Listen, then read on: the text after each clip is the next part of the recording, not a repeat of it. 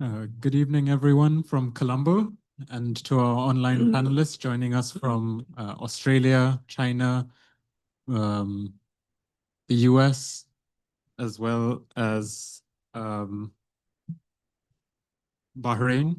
the CENTCOM from Bahrain. Welcome to everybody to another event of the Geopolitical Cartographer.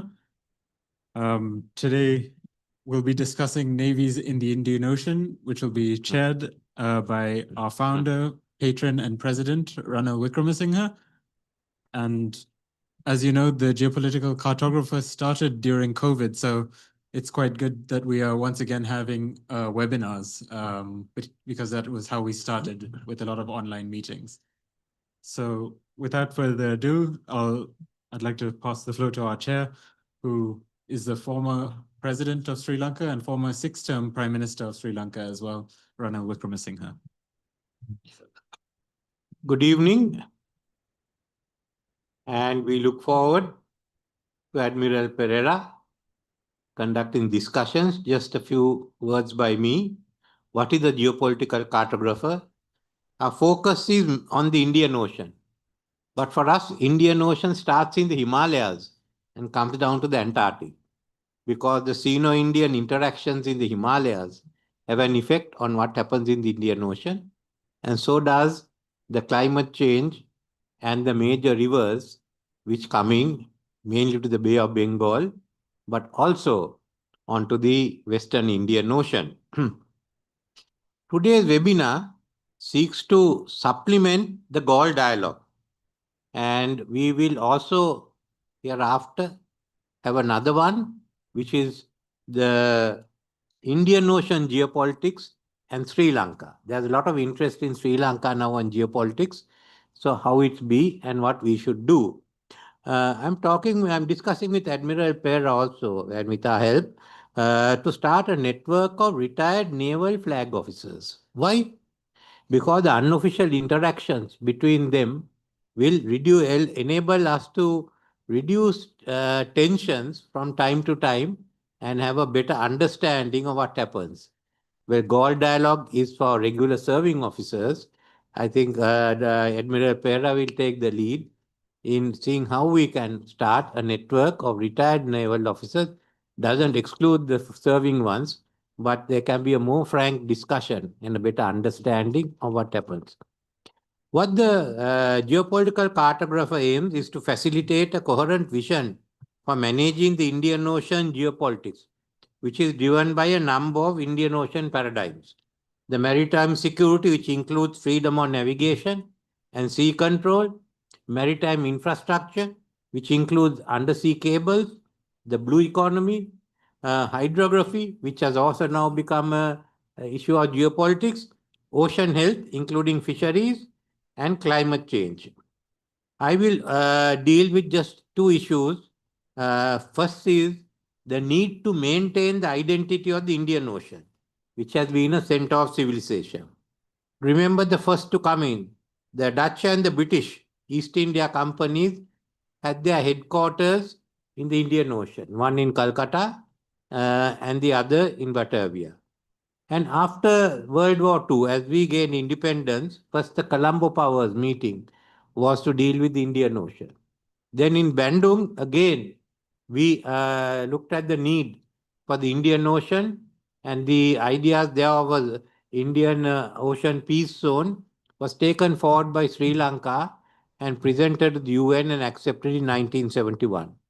In Jakarta Concord, when we met, the IORA met in 2017, again, we emphasized the Indian Ocean as a peace zone, and thereafter we've accepted the ASEAN outlook on the Indo-Pacific, where I treat the Indian Ocean as a separate entity. We want and we will maintain that separate identity so that we do not always have to be involved in the tensions that arise in the other part. Looking at the Indian Ocean, the GC's assessment is that India will be the economic superpower with ambitions to become a global superpower in a tripolar world. It will also be the lead nations in the region, but having to work with other countries, partnership, especially some of the leading countries like Indonesia, which will have a key role in determining the communications and the sea connectivity between the Pacific and the Indian Ocean. There'll be the Arab countries like Saudi, others would come up. India's multi-alignment of IORA, BRICS, and the Quad is also being reflected in the Indian Ocean. Or maybe the Indian Ocean balancing is being reflected in India's multi-alignment. But India also has a large number of bilaterals and also organizations like the Colombo Conclave, where we have our own arrangements on certain aspects of maritime security. The BRICS too will expand its influence in the Indian Ocean. Today we have South Africa, India, Iran and Indonesia, with many other countries, including Sri Lanka, applying for membership. The India-China relationship will be the most crucial one in the geopolitics of the Indian Ocean. China has its economic relations through the BRI, and it will have two outlets into the Indian Ocean, as I will describe later. Then I must refer, because we've been very much in the news, on what is called the dual-use ports. These are, Hambantota is a commercial port, anyone can use. Come tension, no warship will be allowed. And as far as terminals are concerned, yes, Chinese have one terminal there, and Chinese have one terminal in Colombo Harbor together with Adani's, and Merck and Japanese have funded us. So we do not consider ourselves to be in any way a port that can be used for military use at all. We will not allow it. But China's PLA Farsi fleet will increase its presence. Nevertheless, India will be the largest naval power in the Indian Ocean. So within that background that we'll be working, US will have its presence, but it's mainly military. Part of the economic presence may be reduced due to the new tariff system, but nevertheless, this administration shows a willingness to speak to many of the parties which have been ostracized earlier. Last time was North Korea, now we can see Iran, Houthis, so that will have a big impact on the US, will have that impact on the geopolitics of the Indian Ocean. Secondly, what we call the future of the Indian Ocean. We have what's called the Cartographer Indian Ocean Map of 2050. It's basically based on the PricewaterhouseCoopers assessments that 6 neighboring countries of India will be among the 30 richest countries in the world. You will have India, you will have Bangladesh, you will have Thailand, Malaysia, Indonesia, which most probably may be the 4th or the 5th richest country in the world. So that changes the Bay of Bengal into what I think those in India and Bangladesh know. It was one of the richest regions in the world until the 18th century.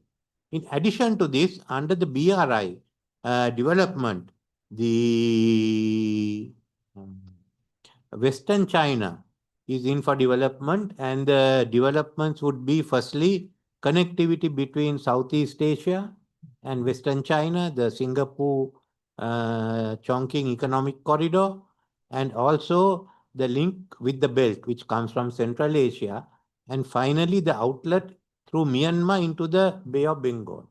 So that brings it a new dimension, where Bay of Bengal will raise its importance, will come in the next 15, 20 years. We also got to keep in mind that there are examinations and discussions going on the Tanzania-Angola Railway, which means you bring in another sea route, which comes just above Madagascar and connects you onto the Atlantic, which is another issue, because if you look at the development of Asia and Africa, all those containers can't go through Suez Canal. So in addition, there is also under BRI, the All-Weather Friendship Road in from Gouda. So that's 2 under the BRI. But India is also taking the initiative on 2, which will be very important.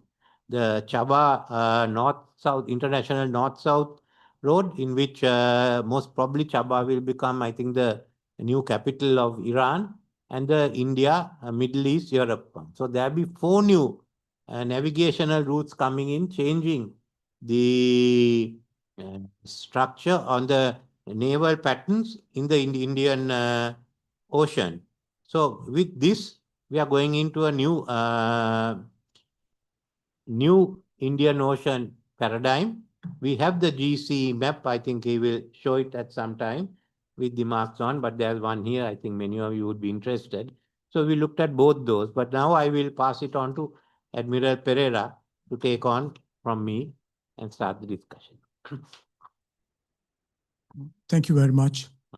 The patron and the president and the former president of Sri Lanka, who initiated, as it was mentioned way back, the geographical cartographers as a think tank to look at mainly the Indian Ocean situation as mentioned. So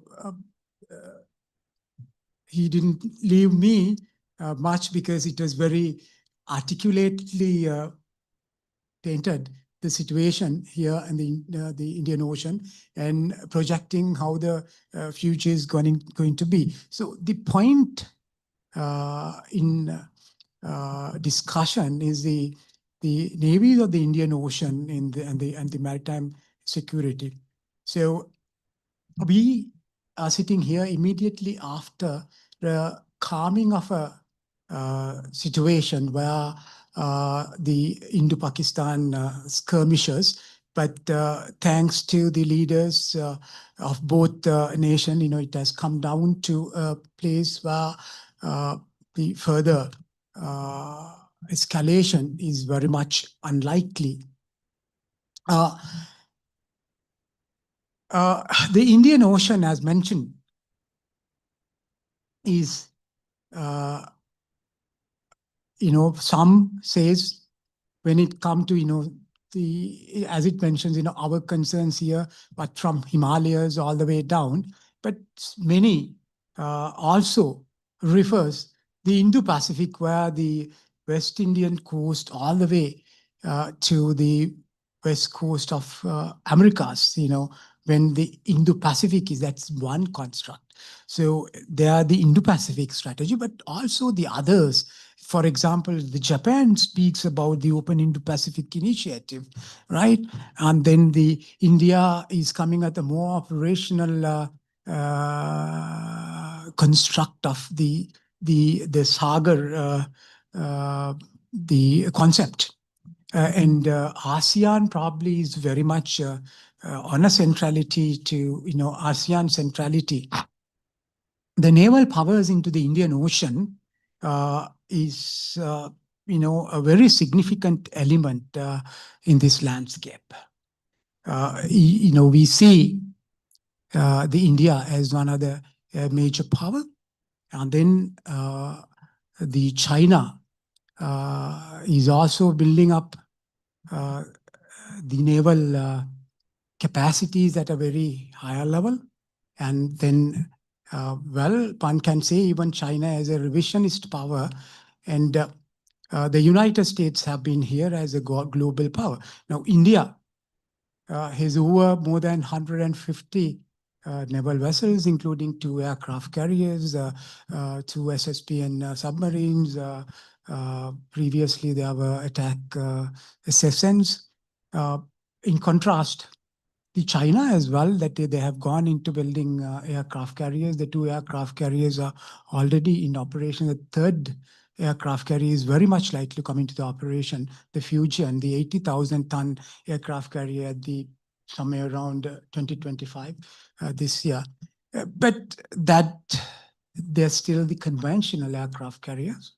So the reach is perhaps probably limited, but the China is also thinking on, it is in design, I believe, the 4th aircraft carrier, which is very likely to be, it's planned to be a nuclear powered aircraft carrier where they can reach.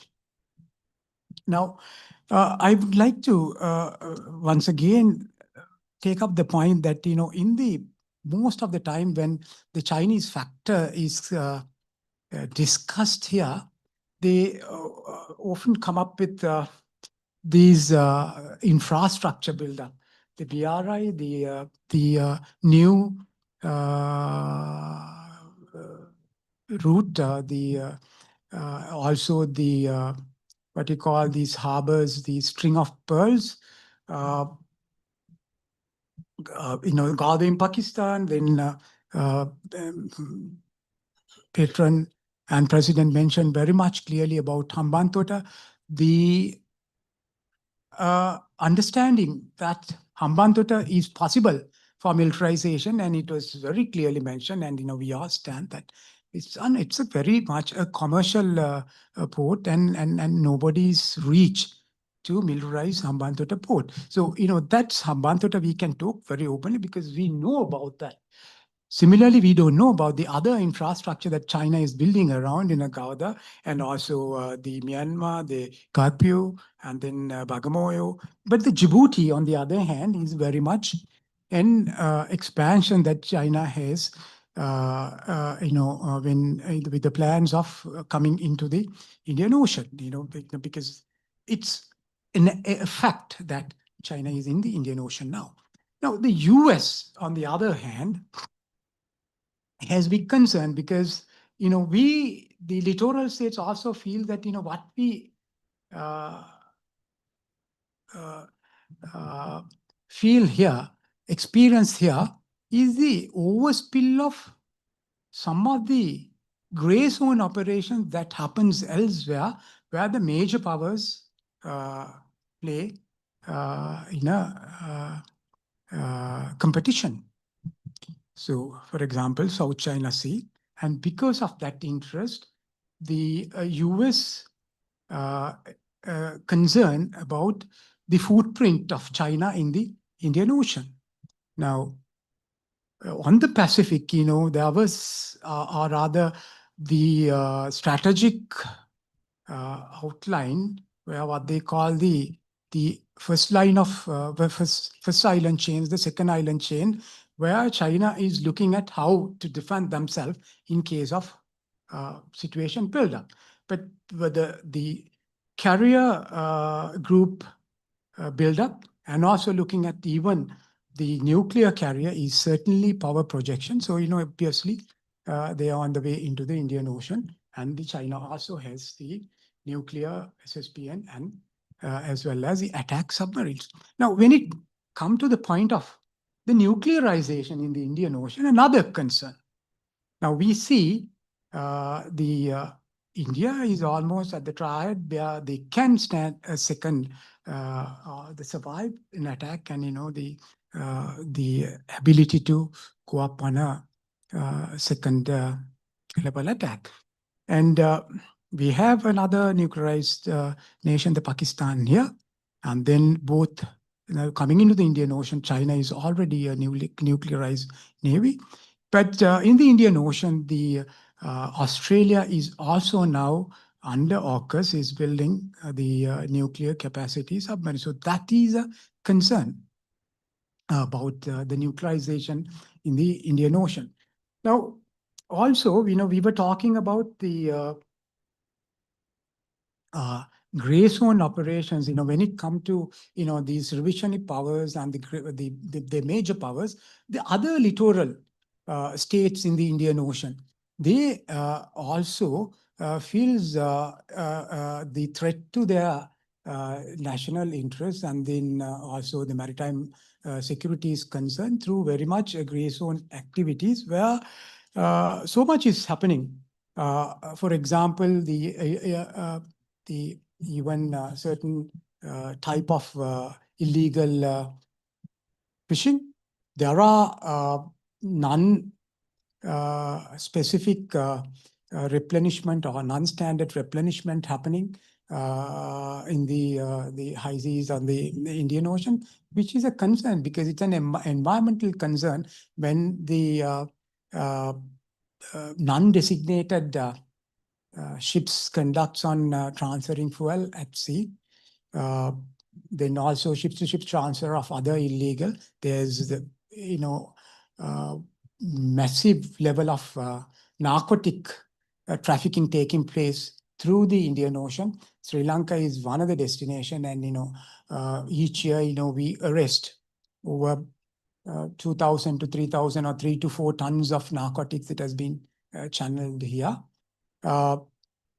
So these are concerns. And then again, the undersea or the marine scientific research, as well as the Indian Ocean, is rich of what we call the polymetallic nodules. This is the future. When we see the future of EVs, and also the as one of the ingredients of solar panels and all, the polymetallic nodules are very important. So the Indian Ocean is rich.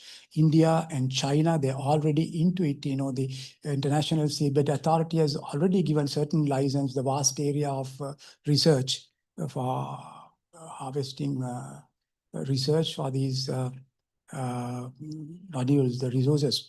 Now, with that, we have mentioned, in addition to what the President mentioned, but I like to take up a quote, take a quote here, which is mentioned by the former Indian National Security Advisor, Sivashankar Menon.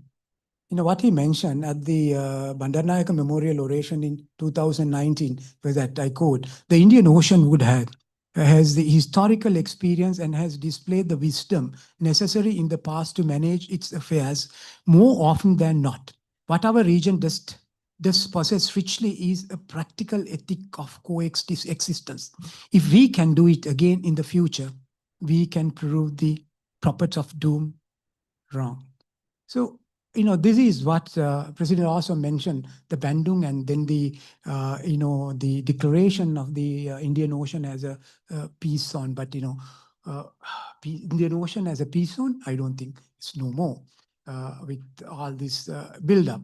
So it's a case of the regional, extra-regional, the regional powers, whatever, all looking into finding ways to coexist to make the Indian Ocean zone of peace. So with that, let us invite the discussion into the hybrid webinar here. We have 5 specialized in areas that we discussed on. We have a gentleman, who has done his research on gray zone conflict and activities, and also the cyber crimes. We also have 2 gentlemen who have so much in depth done research and wrote on the geopolitical situations of the Indian Ocean. We have a gentleman from PRC who is a legal expert and who has dealt in various occasions in the handling the situation. Also, we have a specialist who had been personally engaging in the situation that we had experienced at the Red Sea maritime transport expert. So how we will do this, I will introduce briefly each speaker, and then you take about 10 minutes there on to present your facts. At the end of 10 minutes, we will give a ping so that, you will be able to, make a conclusion and finish. So if necessary, we can summarize a little afterward about that speech. Then we will go on to the next speaker. We will talk in the alphabetical order. And end of the speeches, we will go up to the discussions and the questions. Now, to first, we have Dr. Frédéric Grare, a Frenchman, but coming from Australia. He represents he's a senior research fellow at the Australian National University, the National Security College. Also, he's a member of Geographical Cartographers. Grare served as an advisor at the Center of Analysis, Forecasting and Strategy of the French Ministry of Foreign Affairs, and as the head of the Asia Bureau is at the Directorate for Strategic Affairs in the French Ministry of Defense. He also served at the French Embassy in Pakistan from 1999 to 2003 as the Director of the Center for Social Sciences and Humanities in New Delhi. He has written extensively in particular the Southeast Asia. His most recent book includes India Turns East, International Engagement and US-China Rivalry. He has served as that was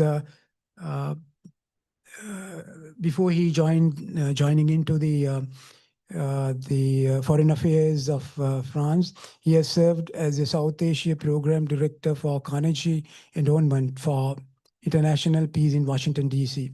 He has a PhD from the Graduate Institute of International Studies in Geneva, and he has done studies in Paris Institute of Political Sciences. So with that, I'll have the mic hand over to Professor Grare. Over to you, Professor Grare. Thank you very much, Admiral, and good evening, everybody. What I'm going to talk about today is not exactly, it's not exactly about Navy, but it's something related to Navy and definitely related to everything which has been discussed earlier in the presentation of this session. And this is about coalition building in the Indian Ocean, and more specifically of the problem of coalition building in a situation of power asymmetry, because I think this is one of the main characteristics of the area. Coalition can produce significant strategic impact. They are very complex constructs, as those of you who have been in actual navies know better than I certainly do. And they face basically, and I'll start with some element of context, two major difficulties. A is the asymmetry of power between the potential partners. B, the significant differences in the hierarchy of security priority of small and large power. I mean, clearly in the Indian Ocean, those priorities differ starkly. Climate change, i.e. fishing, piracy, oil spill, and more generally, environmental threat top the list of the security concern of small state, even if they want to stay away from the geostrategic competition with China, which is, by contrast, the primary focus of major power. However, as much as they want to avoid the consequences of great power rivalry, they are often confronted with large power when dealing with issues such as illegal fishing, environmental degradation, or other emerging threats.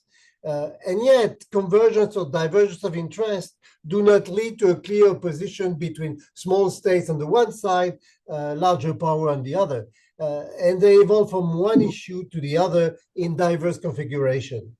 In addition, what we see today is a growing willingness of small states to be the master of their own destinies, and the rivalry which increasingly characterize our system gives them greater agency in their engagement with larger power, and it would be delusional to expect them to renounce voluntarily to the current configuration.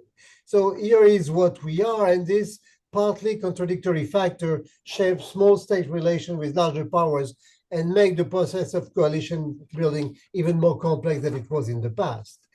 What I would like to address here is two kinds of coalition which have been emerging in the past, I don't know, 10, 20 years, and with different scope, different pace, and definitely not the same outcome so far, which is on the one side, the development of multilateral, on the second one, the development of issue-based coalition. And on that second aspect, perhaps, in a much more normative way, because the fact is that in the Indian Ocean, at least, issue-based coalition are not very developed, to say the least. So let's start with minilateralism, which developed amidst the decline in confidence in the deliverables of multilateral institutions. They are now common throughout the Indo-Pacific in general, a little less in the Indian Ocean, but they are very much part of it. What is minilateralism? Sorry, this is basically the networking of like-minded states for the purpose of addressing specific strategic challenges, whereas each respective member provides unique capability towards finding a solution. And unlike multilateral organization, minilateral efforts are ad hoc in nature. They are focused on clearly defined challenge set, and members are expecting to leverage their own resources towards the achievement of goals, whether through financial contribution, technical expertise, operational tools, or political and legal energy.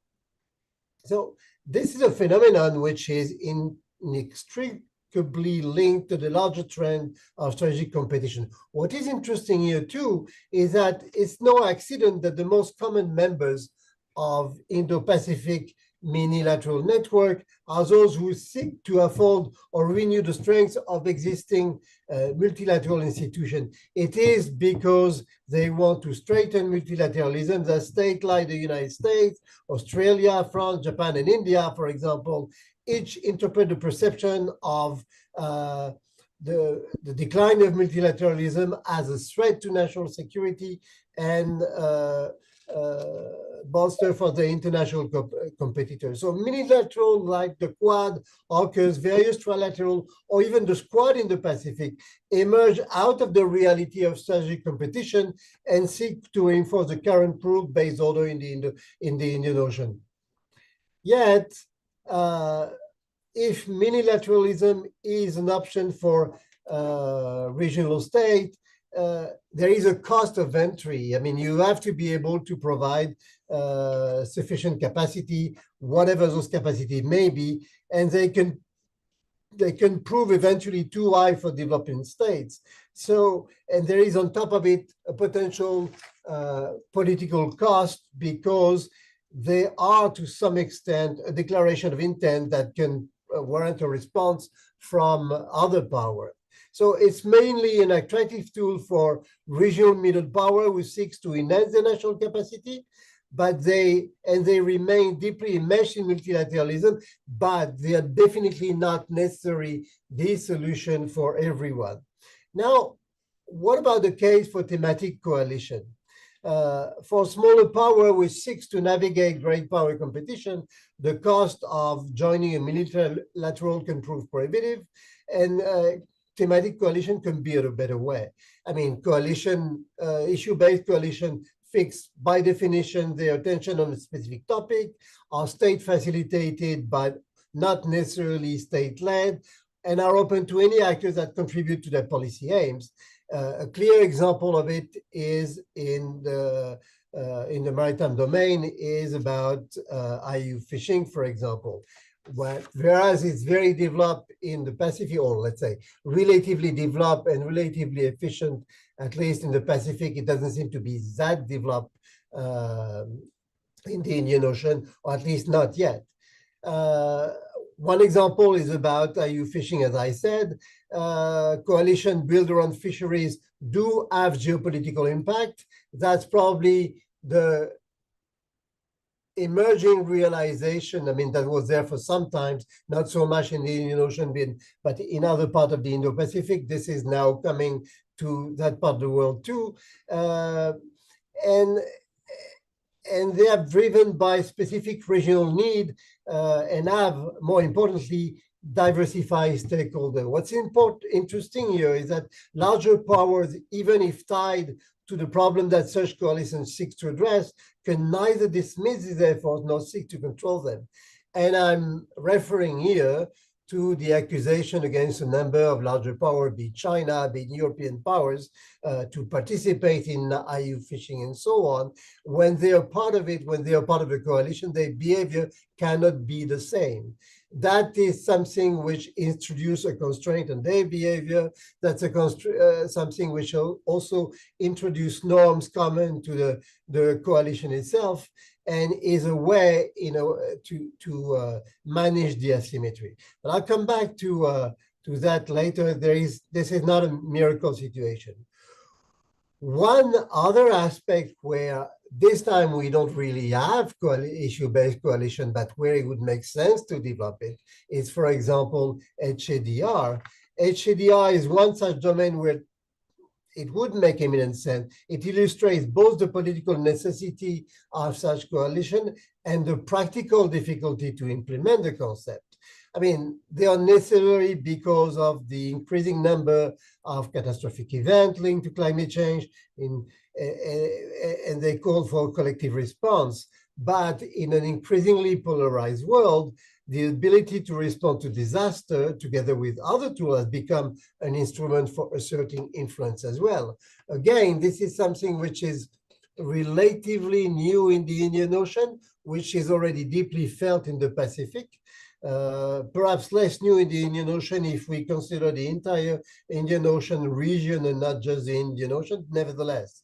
And there are two phenomena which are worth considering in this context: the growing militarization and the fact that small states, even when they do have limited capacity, want a greater appropriation of HADR operation as manifestation of their sovereignty.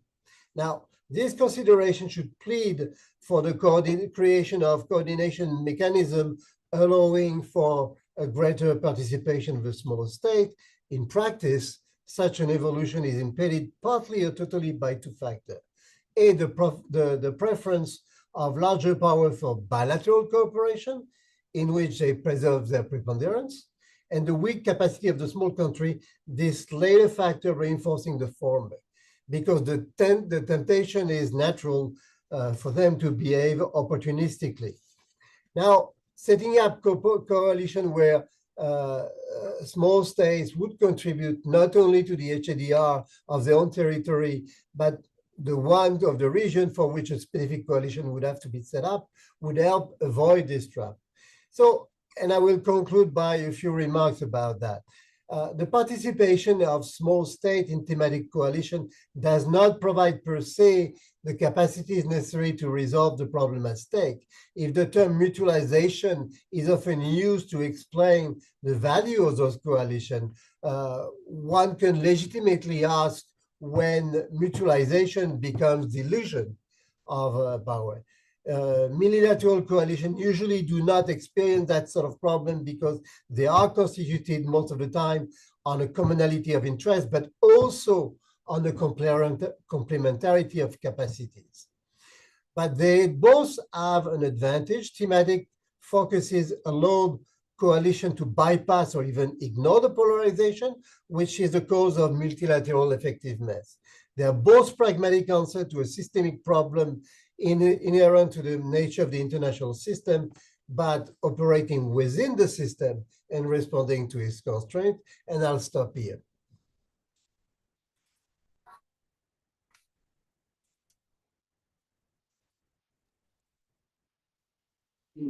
To hear about it.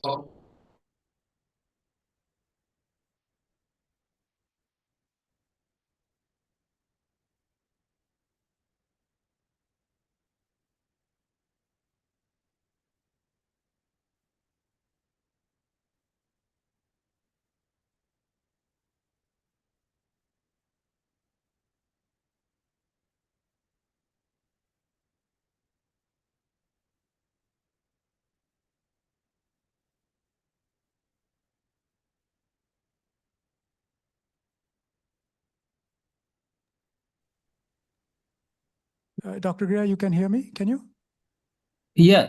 Yes. Okay. Thank you very much. You know, we were.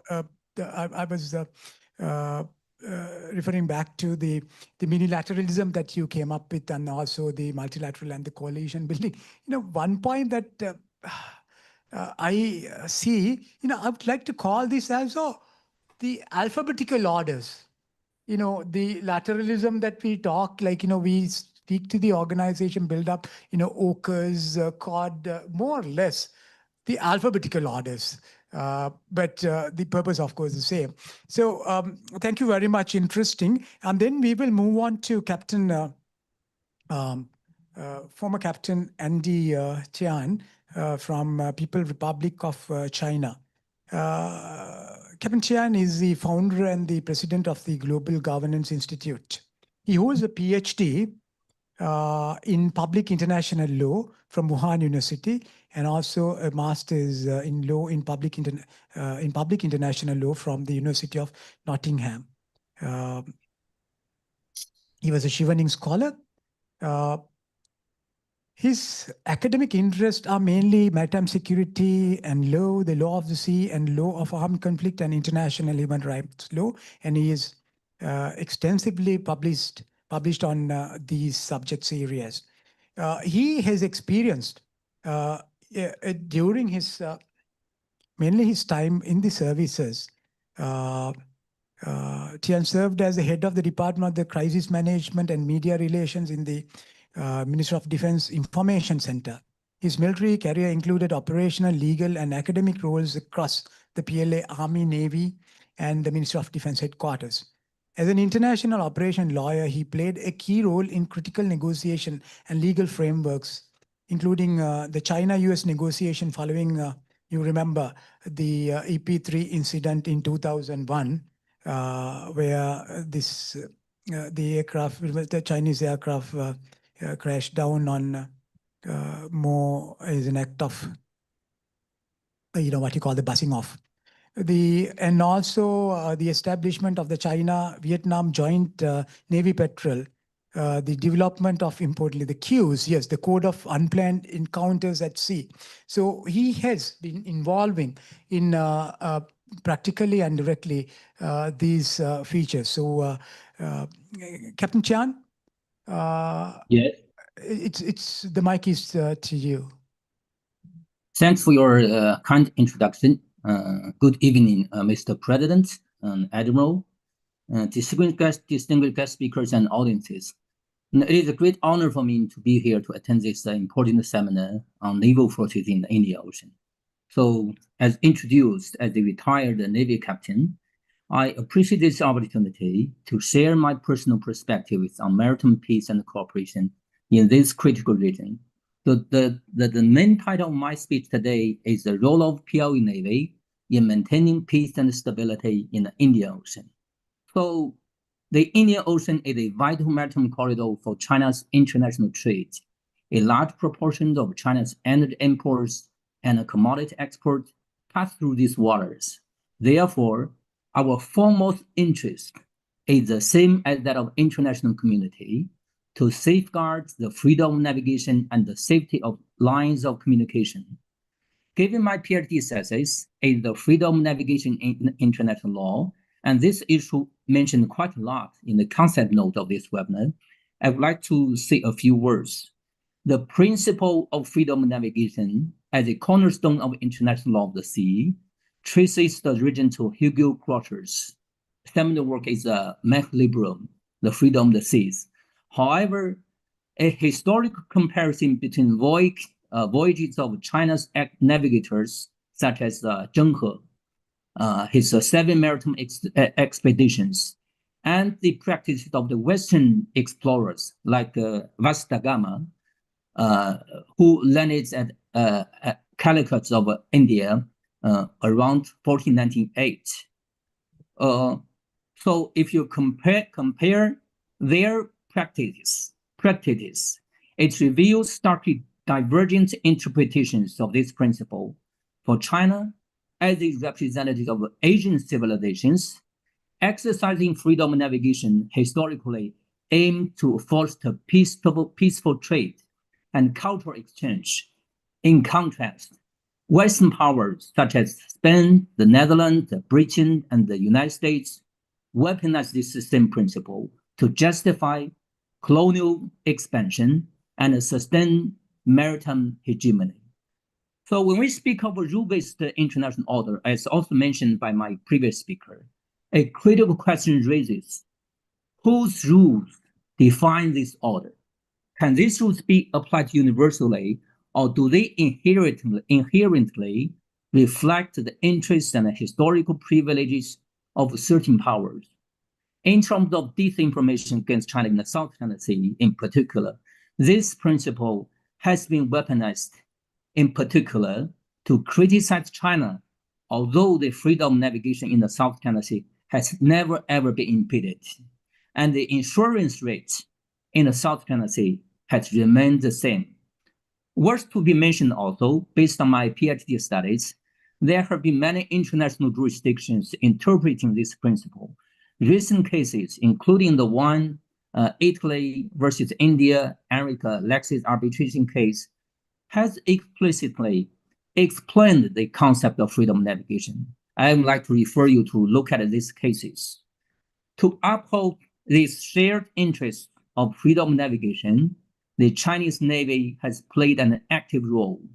Since 2008, China has continuously deployed escort task forces to the Gulf of Aden and the waters of Somalia as part of the international anti-piracy efforts.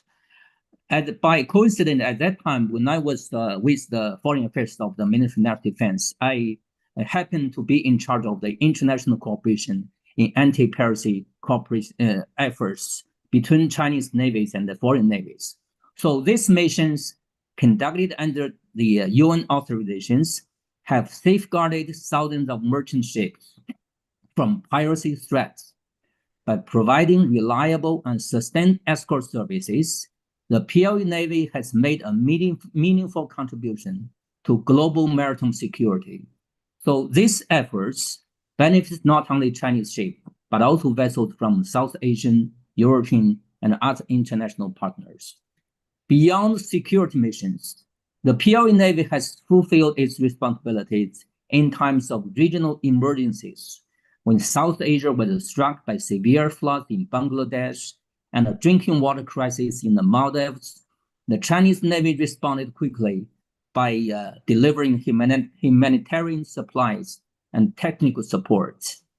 In disaster relief missions following earthquakes, tsunamis, and other natural calamities, China has contributed naval resources to assist affected populations.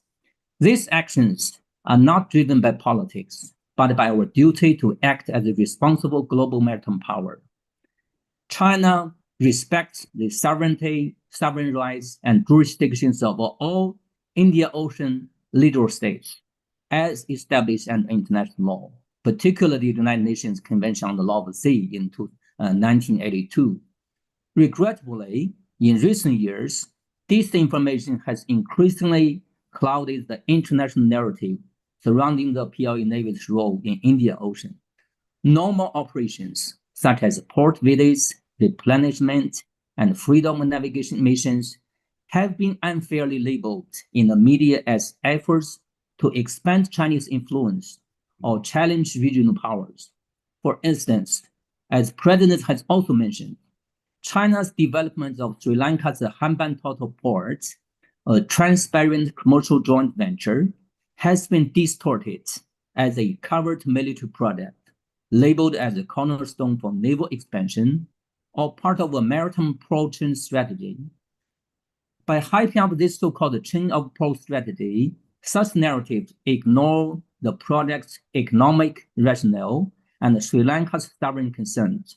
Similarly, routine PLA Navy port calls for replenishment or goodwill visits to nations like Sri Lanka and Maldives, conducted openly and with host country approval, are falsely framed as military expansion or efforts to challenge India's influence. These claims disregarded the long-standing naval diplomacy practiced by global powers, including all the major maritime powers. A glaring double standard is evident in the treatment of Chinese oceanography service ships. While the recent French hydrographic vessels, such as the Beautemps Beaupré, conduct port visits without controversy or media pushback, Chinese research ships face disproportionate scrutiny, despite operating under the same international norms and host country agreements. Their visits are politicized as security threats or spy missions even, often under external pressure from third-party states. This selective sensationalism not only undermines China's legitimate maritime engagements, but also fuels regional tensions by framing peaceful cooperation as confrontational.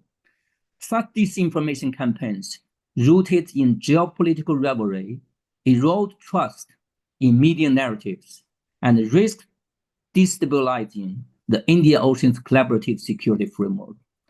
Objective reporting and adherence to facts rather than political charged speculation are essential to address these distortions. Let me be clear, China has no intention of projecting influence or seeking dominance in the Indian Ocean. The priority of Chinese agenda setting, both domestically and internationally, is still developments. How to make our people living happily. The PLA Navy operates according to international law with transparency and purpose. We urge all the South Asian nations, particularly friendly partners like Sri Lanka, Bangladesh, and the Maldives, to view these issues objectively and independently, free from external pressure or misleading narratives. We welcome Sri Lanka's defense cooperation with the United States, India, and other countries, but such cooperation should not be directed against a third party, let alone promoted at the expense of China's interests. So by concluding my remarks, the PLA Navy is a force for stability, cooperation, and peace. Our operations in the Indian Ocean are defensive in nature, focused on protecting maritime commerce, contributing to international security, and responding to humanitarian needs. In the spirit of openness and regional friendship, we welcome continued dialogue, mutual respect, and partnership with all nations of South Asia.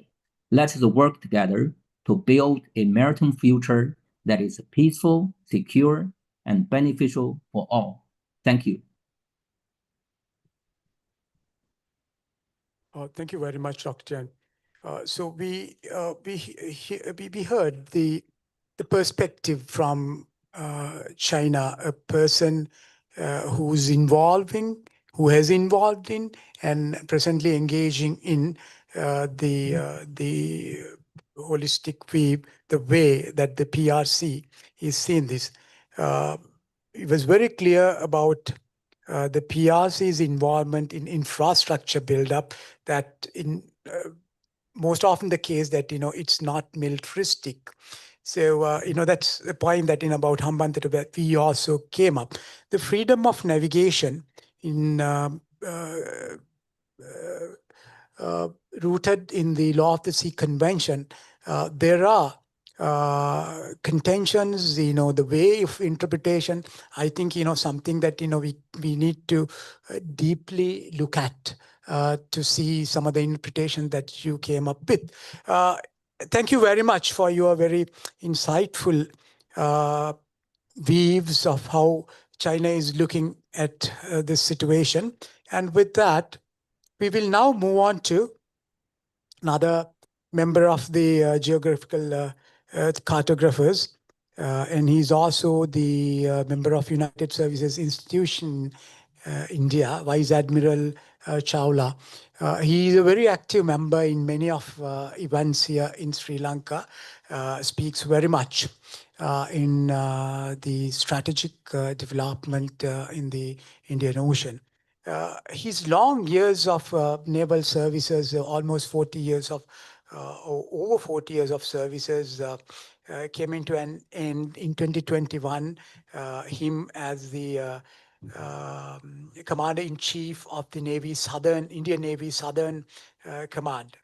Of course, he has commanded over 5 warships, including INS Virant, and commanded the Indian Navy Western Fleet. He has been involved in, he's one of the architects that have gone into designing India's maritime strategy and many other reports on for the Indian Armed Forces. Congratulations. We are so happy to hear that, he has completed his PhD thesis recently on the role of maritime powers in China's grand strategy. He is a highly decorated Admiral in the Indian Navy, and a keen environmentalist. Even he was awarded with Golden Peacock Environment Management Award in 2020 for his work. Vice Admiral Chawla has written extensively and also actively participated in Geographic Cartographers events previously. And we welcome you, sir, we offer you the mic. Thank you very much, President Wickremesinghe, Admiral Perera, honorable fellow delegates. Thank you very much for this opportunity. I will, stick very much to the topic because I know a lot of people have to speak, which is really the maritime security in the Indian Ocean region. And of course, the subtext is how the navies in this region can play a role.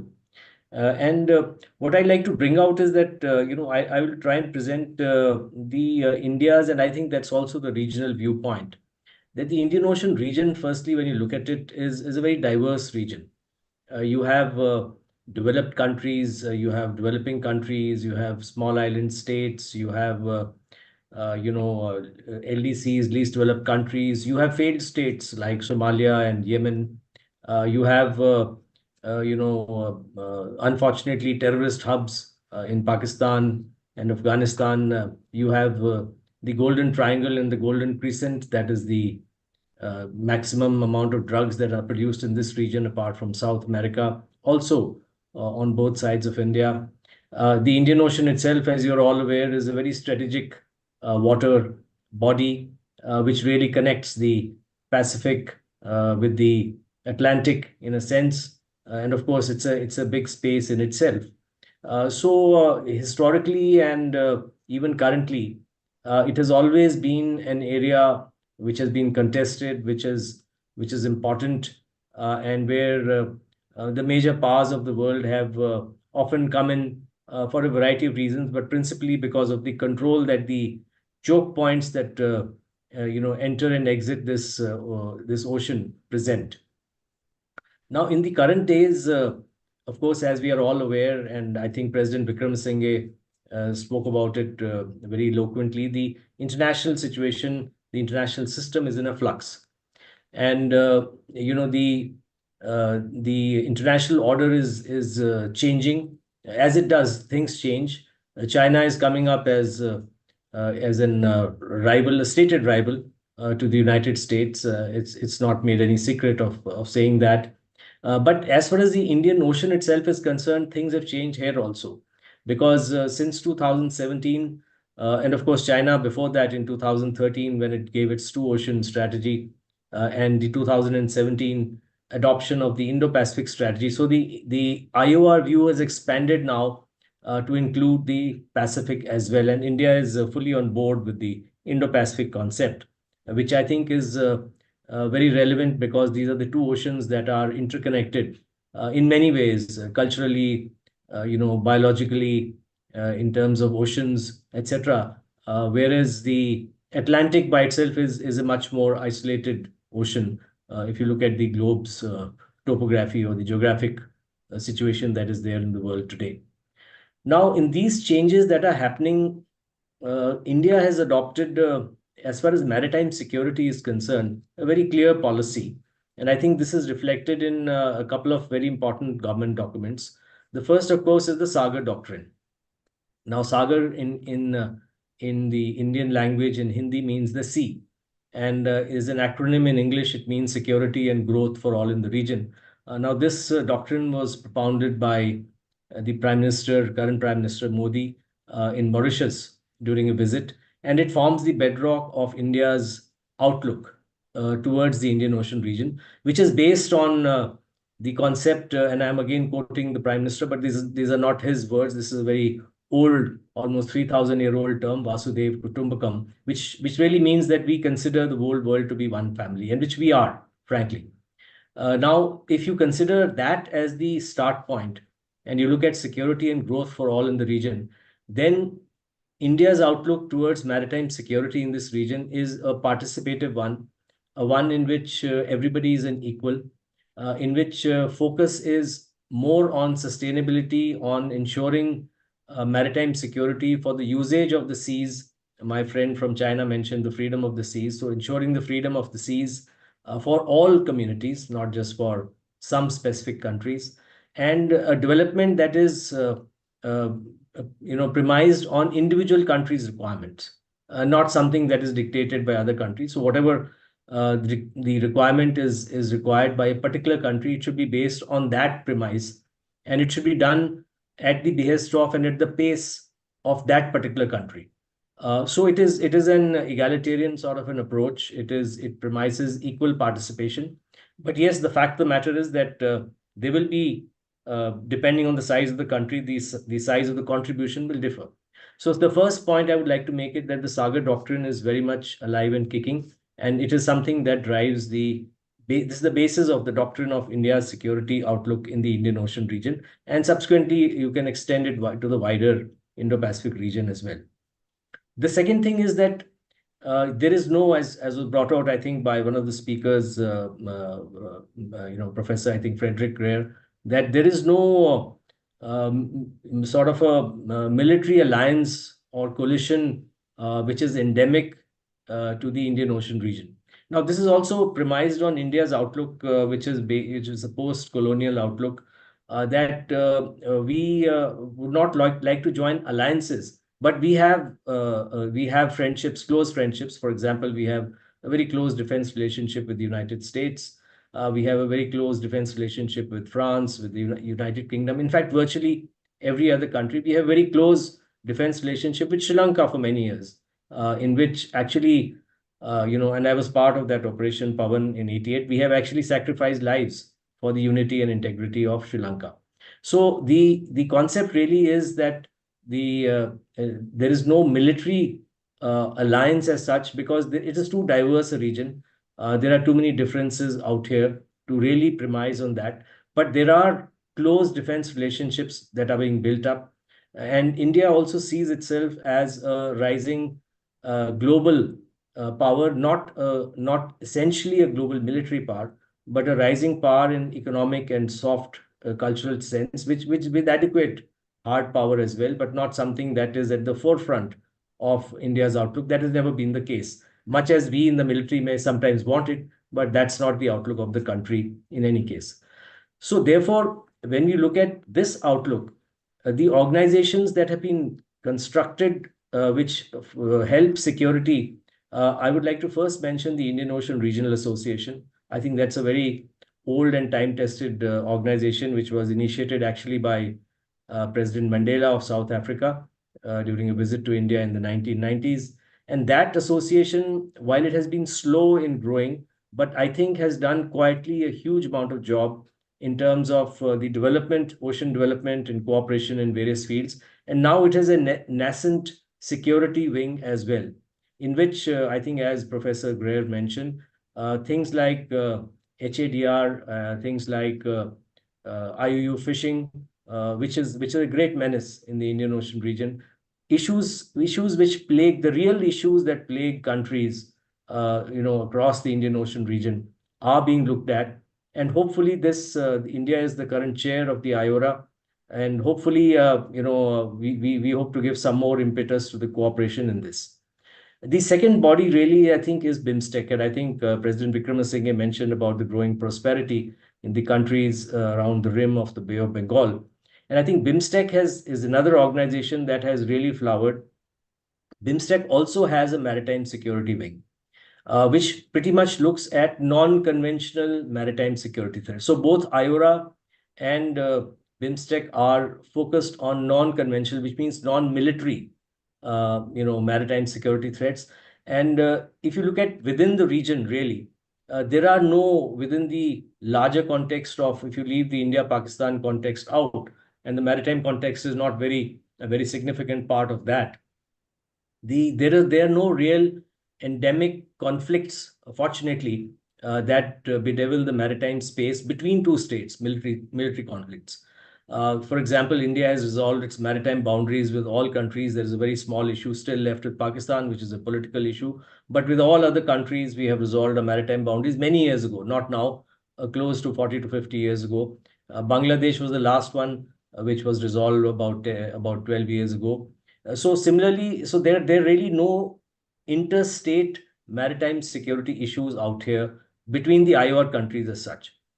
Now, as we look at the military part of it, so the other thing that India initiated, and this was at the initiative of the Indian Navy, it is the Indian Ocean Naval Symposium.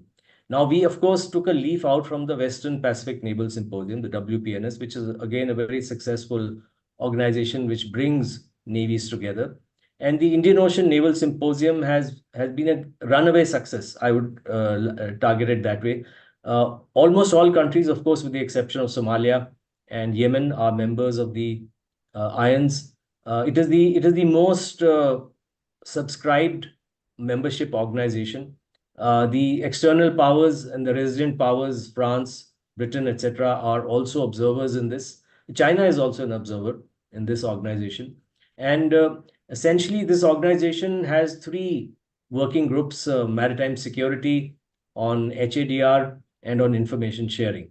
And all these three groups have done extremely well. We have moved forward on many issues. Just to give an example, as far as the HADR is concerned, and this can be seen in the open domain, the IONS has already issued about close to 8 years back the HADR manual for IONS countries, which has been accepted by all countries, which importantly, one section of that, apart from the theory of HADR and how it's going to happen, etc., also builds a resource directory, which is a dynamic directory of the contributions that are readily available from all member nations. So countries have pledged ships and aircraft to this, should there be a requirement. So depending on where this disaster happens, there will be a coordinating country, and the resources will be coordinated. So I think this is something which can be further built upon to build maritime security in this area. And when we go to the wider Indo-Pacific region, then of course we have Quad. Now Quad is the government of India has very clearly stated that it is not a military alliance, which it is not. But Quad has a significant security part to it. And again, it is a concert of democracies. So Quad is, and interestingly, I was present at the birth of Quad because what happened was that this started in the aftermath of the tsunami in December 2004, when India was at the forefront, being the closest to the tsunami hit countries, including India was also hit.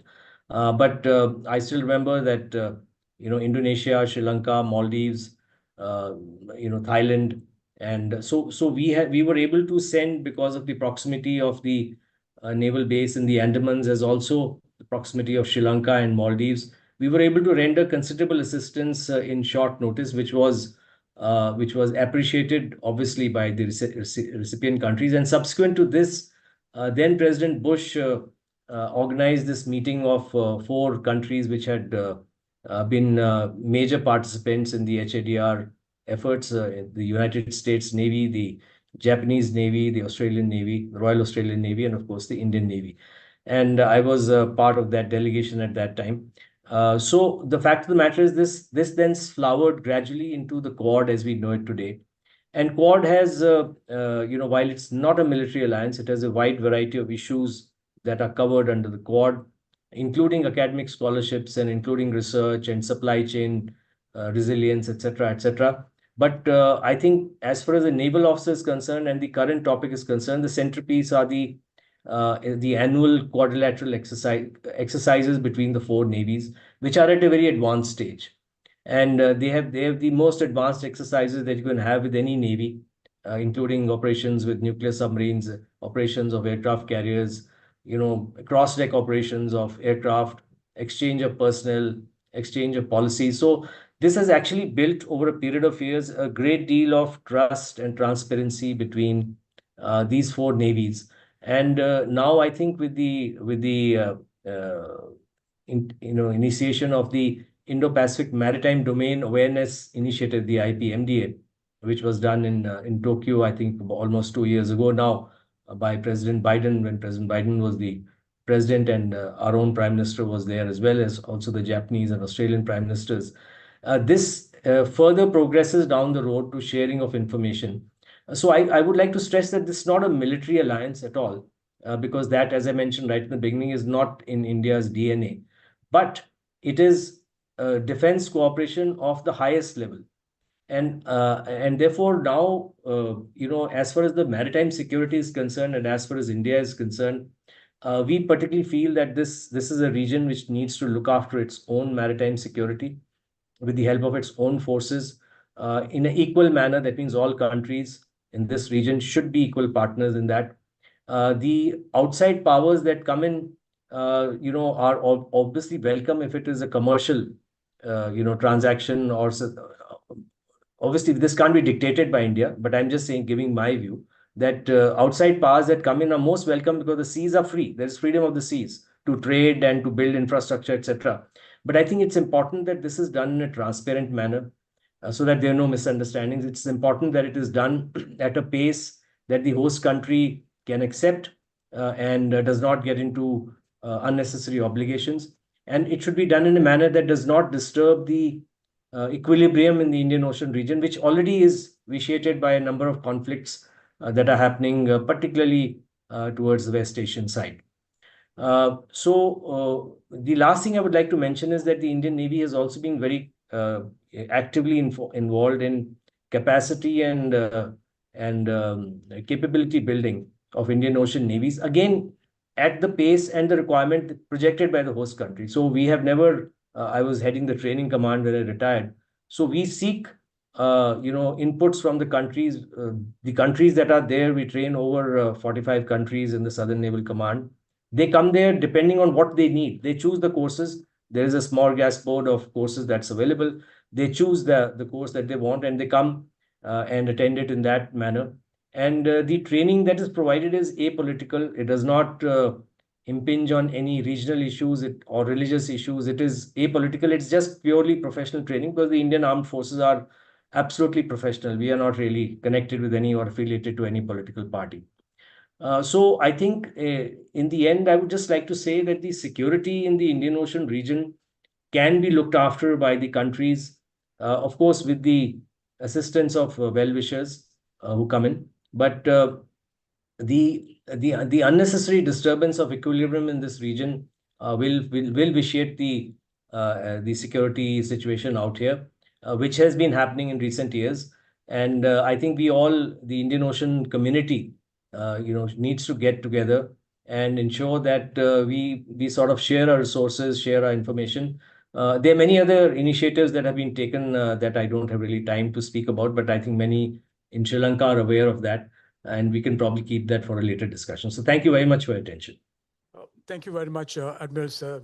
I was about to stop you, but thing that I acknowledge is the point that you came out with, how the Indian Navy and of course the other services engage with the regional navies and other services into HADR.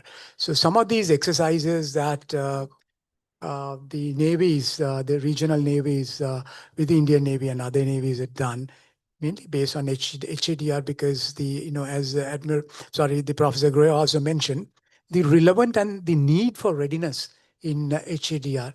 Good that way back, the India has already done the doctrine for joint engagement in HADR. A few questions that we can come up on later.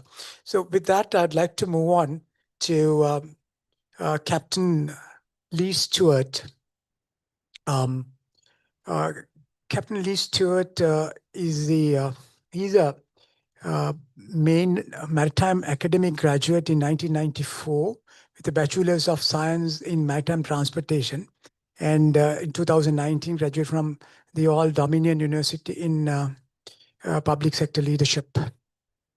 He is a specialist in his civilian job. He's a marina, I believe, and also marine administration.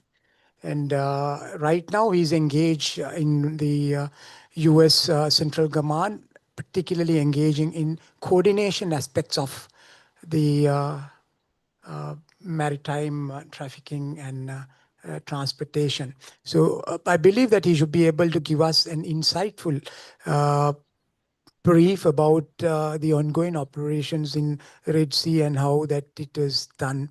And he's also an expert on marine domain awareness. He, in his previous, in the maritime industry, he has been 17 years in civil maritime industry, hold position of port captain, operation planner, and stewardess supervisor for various shipping and terminal operating companies. So, he's well aware about the maritime industry. And also currently, because of that expertise, I believe that, he's given a position there in the CENTCOM to deal with the operational directorate on these aspects. With that, Captain Stuart, I leave you to brief us. Thank you very much. And I'd like to thank the president of the Geopolitical Cartographer and esteemed leaders. I'm honored to be able to talk to you all today. And I'm very humbled by the careers and the accomplishments of my previous speakers. And I said, yeah, I've got about 31 years in the commercial maritime industry and in maritime domain awareness. And, you all have done an amazing job of covering the geopolitics of the region. So I really want to focus on maritime security today. And to do that, I'd like to cover pretty much what our commander's priorities are in this region. Like I said, the regional overview has been very well covered by the previous speakers. I'll talk about the facts. What are the facts for the risks and threats to merchant shipping and the impediment of the freedom of navigation and free flow of commerce? We'll talk about disrupting the kill chain. That should be a very interesting topic as to worrying about what are those commodities that are being shipped across the waters that can be used as a dual use towards weaponization, and really how do we mitigate the risk, and what is the recommendation and guidance that we're actually providing to maritime industry, and how are we collaborating with partners, and at the end, what brings maritime industry back to this region. So Vice Admiral Wyckoff is the U.S. NAVCENT and Fifth Fleet Commander, but separately, he's also the commander of Combined Maritime Forces, which is a 46-member nation construct focused on maritime security, counter-piracy and smuggling, and key engagements and exercise regional departments. But beyond the defense of the forces, which is his #1 priority, it remains freedom of navigation and the free flow of commerce. And to do that, though, the key part and why I've been out here for a couple of years now in Bahrain is understanding the commercial maritime industry, which we know is a multinational enterprise. The days of thinking that just because something is Panamanian flag has anything else to do with Panama is far gone. So we're out here to help the commander and the leadership better understand the business structure of shipping and the relationships. But to do that, we ourselves, though we may have many years of experience in the commercial industry, we have to have consistent collaboration with specific sectors of the maritime, to include the roundtable organizations such as Intercargo, Intertanko, BIMCA, CLIA, IMCA, International Changes in Shipping, the IMO, and the list goes on. But we also have direct liaison with the masters of vessels, the company's security officers, the flag state representatives, and even the private maritime security companies that are on many of the vessels that operate in this area. Back in February 24, I had the opportunity to actually create and found the Joint Maritime Information Center, which was primarily a coalition of the willing of subject matter experts in naval cooperation and guidance for shipping or maritime domain awareness, that for years we've exercised how we would coordinate and collaborate with commercial maritime industry during a crisis or a contingency, but never actually had the opportunity to do it. It became a rapid success because we have no commercial interest. We engage with commercial maritime industry and provide them recommendations and guidance that help them in their risk mitigation measures. But ultimately, that guidance and recommendation is very key because it's the first time in military history that we're doing that, because we don't direct. We, again, provide guidance and recommendation.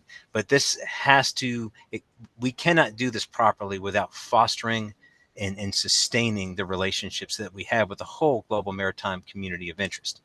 Like I said, you covered very well a regional overview, so I don't need to get into Israel or Iran. We will talk about the facts of the Houthis and Operation Rough Rider, and then obviously the concerns of over weapons and narcotics smuggling in the area. But a couple facts that I'd like to state. So since October 2023, international commerce, as we're all aware, and in the southern Red Sea, Gulf of Aden, Western Indian Ocean has been terrorized by the Houthis, who have unlawfully seized commercial vessels, flown hundreds of one-way attack drones, and for the first time in history are firing anti-ship ballistic missiles and cruise missiles at civilian maritime shipping. Now, the Houthis have attacked the U.S. Navy and commercial vessels and partners more than 300 times, 174 against U.S. naval ships and 145 against commercial vessels. Actually, 94 vessels were specifically targeted. So for over 17 months, the Houthis have targeted U.S. military ships, aircraft, hit commercial vessels, including U.S. flag vessels, threatened our personnel overseas, and attacked our allies in the region. And lest we forget the four innocent mariners who have been killed, 3 Filipino, 1 Vietnamese, by those attacks. So as we approach 10 days since the announcement of the ceasefire agreement, merchant traffic, still remains down 65% from 2022 to 2023 figures. $1.5 trillion of trade passes through the vital artery and vital waterways of the Bab el-Mandeb and the Suez. And it's been well over a year since a U.S. flag commercial vessel has actually transited through the Bab el-Mandeb, in something that we're hoping that will change here very soon.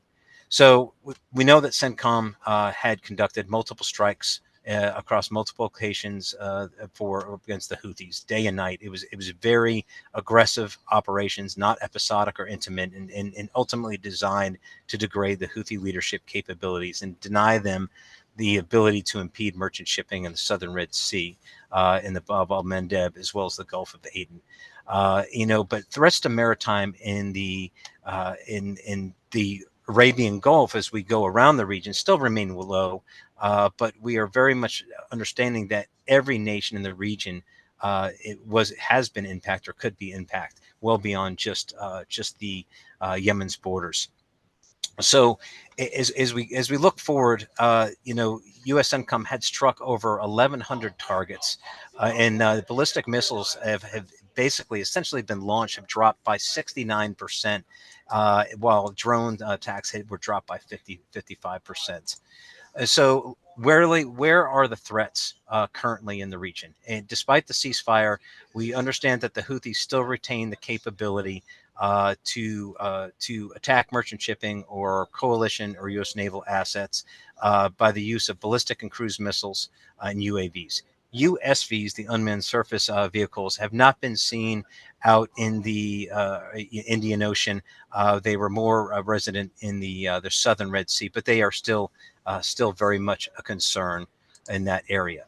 But what I'd like to talk about right now is disrupting the kill chain, disrupting, in fact, the Houthi kill chain. There's many hazardous materials that we know that are shipped to this region daily, but certain dangerous goods may have multiple uses. However, some of those uses support the development of advanced conventional weapons production. Okay, and denying those certain materials to those who intend to do harm mitigates the risk to all those who transit the area. And these are really primarily focused on UN Class 5.1, 6, and 4 dangerous goods, which include sodium perchlorate, but also include non-hazardous materials such as hydroxyl terminated polybutadiene, which, if you are unaware of that, and I had to look this up, was really destined for aerospace applications, and especially for solid and hybrid rocket propellants that are used as microthrusters in satellite launch vehicles and other propulsion systems. Who would have known? These are just ships that are just moving cargo, and mariners that are doing the Lord's work of moving that cargo in order to send that money home. So how do we mitigate the risk? So first, I'd like to applaud the maritime industry for reinvigorating and adjusting what was formerly known as Best Management Practices 5 to BMP Maritime Security. But my concern is how many of our merchant partners out there of every nation are implementing those best maritime security practices towards piracy or towards maritime security. So in addition to that, you know, the Joint Maritime Information Center, in coordination with the roundtable organizations, built these bridge emergency reference cards, which are really a very fast response guide on how to properly respond, not react, but respond to challenges in the maritime, which range everything from, you know, from the missile and drone attacks to communication challenges to piracy, but also trying to stress the fact that those that are operating in the area should be reporting in the voluntary reporting area to either MSCIO, UKMTO, and then really the IFC Indian Ocean region. These are key contributors in making sure that information is flowing through properly. And because of this, we've developed what's called an single information framework. So all these vessels that are entering a higher risk area report in where an area is equally distributed amongst the partners, so we're all aware of the vessels. And most importantly, they're utilizing what's called a standardized incident form. So if there is an incident, all the partners together are looking to identify the situation, access as much information about it as we can, fuse it together, and then provide information back out to industry so that way they can implement those in a timely manner as part of their risk mitigation measures. So specifically, what are those guidance that we are trying to put out? And again, this is the first time in history that military is providing recommendation and guidance. One, it's being very familiar with those best management practices and what are the regional threats. You know, it's conducting risk assessments of all associations, especially if you've previously had a US, UK, or Israeli association, right? And it's planning and implementing those risk mitigation measures well in advance of the identified threat areas. And this includes piracy along along Somalia, etc. Registering in the voluntary reporting area, and then being very proactive and vigilant watch standing and reporting all suspicious activity. You know, those dark activities that we have, the ship-to-ship transfers, and anything that seems out of that normal pattern of life. You know, have the tools of the trade ready to respond, such as the bridge or emergency response cards, and then complete rapidly when you can in a safe environment those incident forms. So that way, those responders, such as the Indian Navy responded during the Marlin Lawanda incidents, can be there to support. This is really critical. But as we come down to it, what brings maritime industry back? In speaking with them, they're looking at three main things. One is a diplomatic solution, which I would say that we partially have right now. We have a ceasefire agreement. However, the Houthis are continuing to daily attack Israel, right? Beyond a diplomatic solution of no activity is a sustained period of inactivity within the threat area. That's both kinetic activity with the military or retaliatory strikes by the Houthis, but that's also inactivity of no harassment to merchant shipping. And that has to happen over a 60, 90-day period of time. Then beyond that is pretty much what is the test? The test is maybe bringing a U.S. naval asset or a UK asset through the Bab el-Mandeb. Do they get attacked? Do they not? Then maybe it is a commercial vessel such as a U.S. flag that goes through. Do they get attacked? And then after that, it's an additional 60 to 90 days that it's going to take the commercial carriers to adjust their schedules. Because at the end of the day, the major lines, you know, that may include Chevron, Shell, Maersk, they're not going to come back right away. Why? Safety of their people, environmental risks, and reputation. These are key really indicators. But it's really collaboration is the true part and the key to their success, whether it be the maritime industry organizations, whether it be the partner nations, whether it be the private maritime security companies. We all want to see you know, the freedom of navigation restored. So I will close by saying, you know, the seas remain highways and not borders. Regional stability is intrinsically linked to maritime security and economic prosperity. So by working to identify the gaps and seams in information sharing and maritime domain awareness and teaming with all the partners who have a true desire to protect the freedom of navigation, we can continue to make a difference and get those mariners home safe and keep commerce flowing. So I truly want to thank you for this opportunity to talk to you about maritime security, and I welcome any comments or questions you may have. Thank you.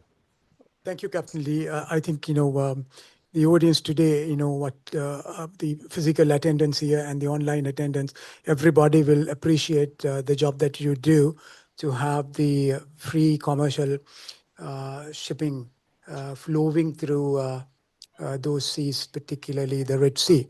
I'm happy that, I was at the watch, 2 years back, that Sri Lanka Navy also at one point was able to send a ship up there, and we were part of Operation Prosperity Guardian. And also during my watch, we were able to send the CMF, get the CMF membership, and of course that we have our watchkeepers there, and that right now we are the leadership in the Combined Maritime Force 154. So having said that, because we are running out of the time, we will now move to speech by James Hibbons.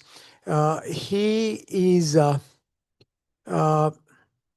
fellow with the Stimson Center Strategic Foresight Hub, where he leads the Defense Strategic and Planning Project affiliated with the Stimson's Russia program, cyber program, and the Reimaging US Grand Strategy program. He's an expert on that side, the cyber space crime, and his expertise also, he has in-depth studies done on what we call the gray zone conflict.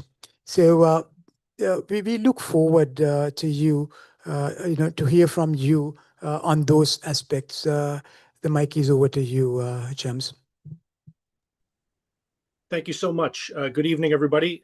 Thank you for the opportunity to join you for this discussion. I'm, of course, honored to be with you. So again, my name is James Hibbons. I'm a fellow with the Stimson Center's Strategic Foresight Hub, and I lead a project focused on defense strategy and planning. Overall, I'll say that my work is focused on the role of military force in great power competition.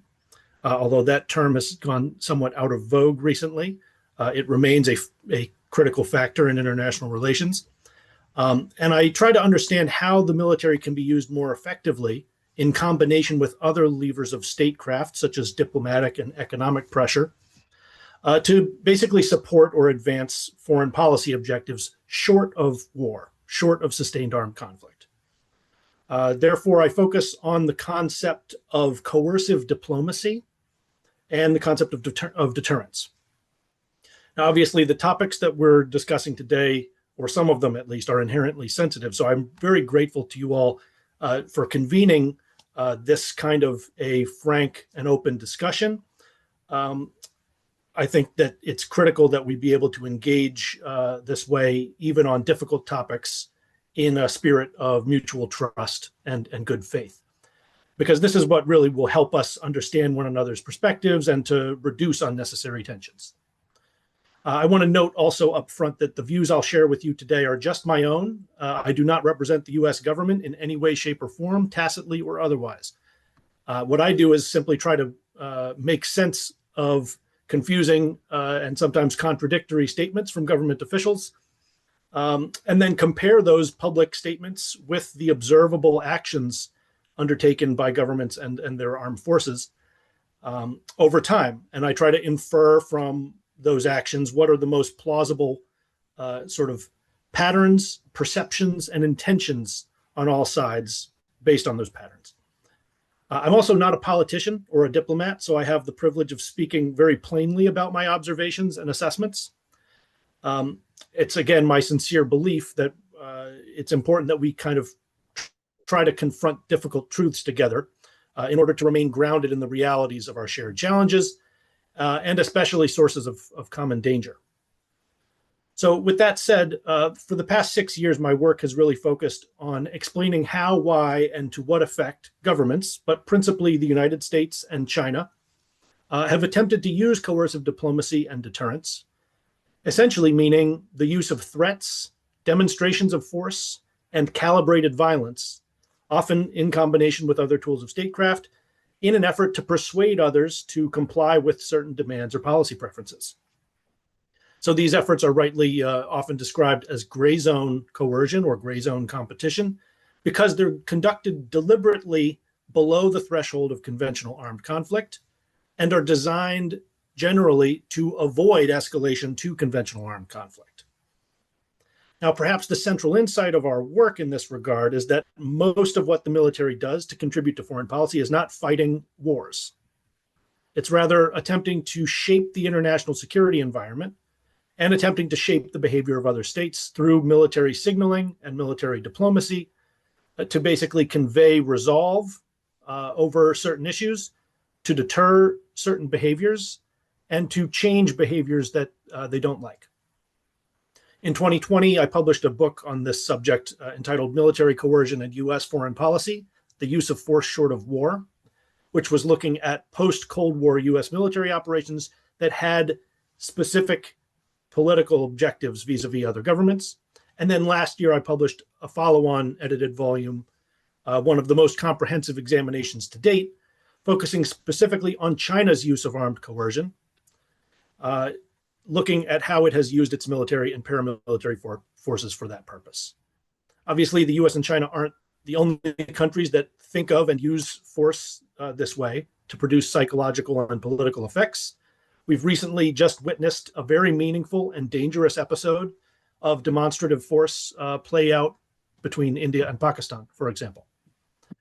Now, I would argue that this type of thinking about the utility of military force as a tool of influence and as an adjunct to diplomacy is more germane to great power competition than actual warfighting.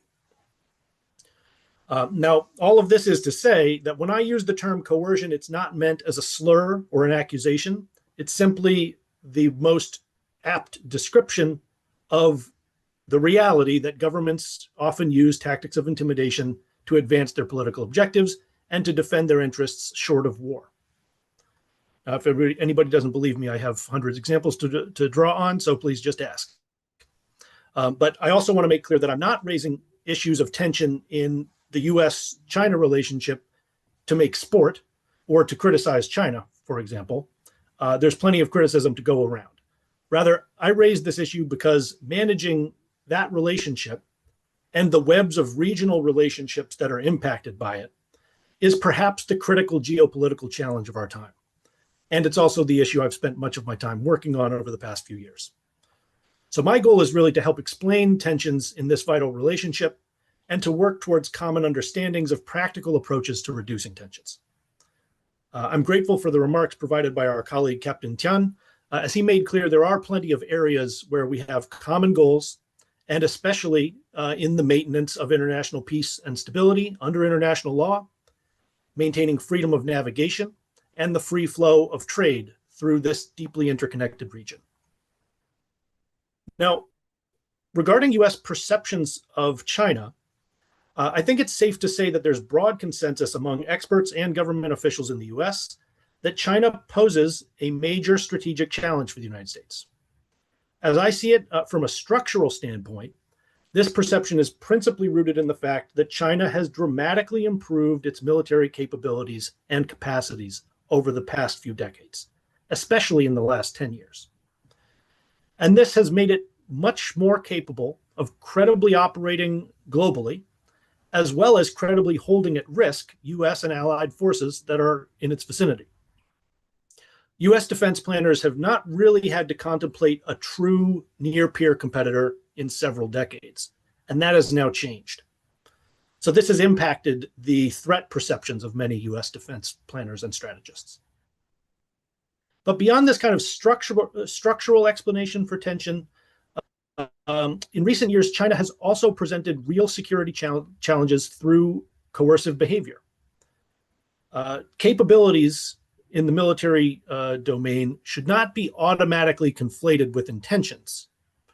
But we have to acknowledge that China's claims, explicit claims, and stated ambitions in the region and in global politics are complex, and in some cases, China is clearly seeking to alter the status quo in ways that could predictably harm US interests and the interests of its friends and allies. China has several long-standing territorial disputes with its neighbors, for example, and in the last few decades, it's been more willing and able to assert those claims through presence and posturing of its armed forces. China's actions are evidently intended to both deter others from violating its legal and jurisdictional rights in the areas under its sovereignty, jurisdiction, or de facto control, and also to compel competing claimants to basically accept China's claims. Now, in some cases, this implies an intention to alter international boundaries. And in other cases, it implies the potential intention to eject others from areas that are currently under their de facto control. The US political leadership has fairly strong bipartisan commitment to ensuring the free flow of commerce and to defending the navigational rights of all nations through international waters and airspace in accordance with international law. So, dissuading China from using its position of relative economic and military power to coerce others, to interfere with their exercise of freedom of navigational rights or the free flow of commerce, remains an abiding interest of the United States. Reinforcing America's commitments to support and defend its friends and allies against attack or coercion is the key object of America's military strategy in the region, as I see it. For example, President Biden, while in office, repeatedly stated his commitment to defending Taiwan from armed attack, while at the same time being consistent in emphasizing that America's one China policy remained unchanged. Now, President Trump has been less explicit in articulating his approach to Taiwan thus far, but he and others have emphasized that peace through strength is a guiding tenet of their thinking. So America is clearly still very focused on deterrence. Some of China's behavior, including aggressive enforcement of what are regarded as excessive territorial and jurisdictional claims by the United States and many others, have become a major source of friction with some of China's neighbors. And some of China's neighbors have, as a result, drawn closer to the United States based on this perceived pressure and even bullying behavior by China. In some cases, China's actions have encouraged prominent voices in the United States to argue that there's a need for greater US military presence and operations in the region. Now, I strongly suspect that that is an outcome that China does not intend and has not intended through its approach. And I think we've seen China beginning to moderate its approach in that regard. When allies and partners feel threatened, they tend to call on the US for support.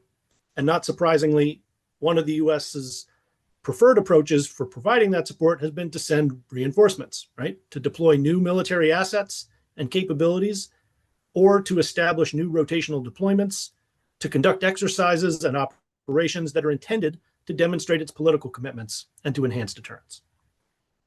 On this point, I would like to emphasize the danger that the United States and China are becoming trapped in a security dilemma, in which ostensibly defensive measures that are taken by one state with the intention of improving its own security are perceived by another state as potentially threatening or destabilizing, which causes that second state to take defensive measures of its own, which then causes that first state to feel threatened, and so on and so forth.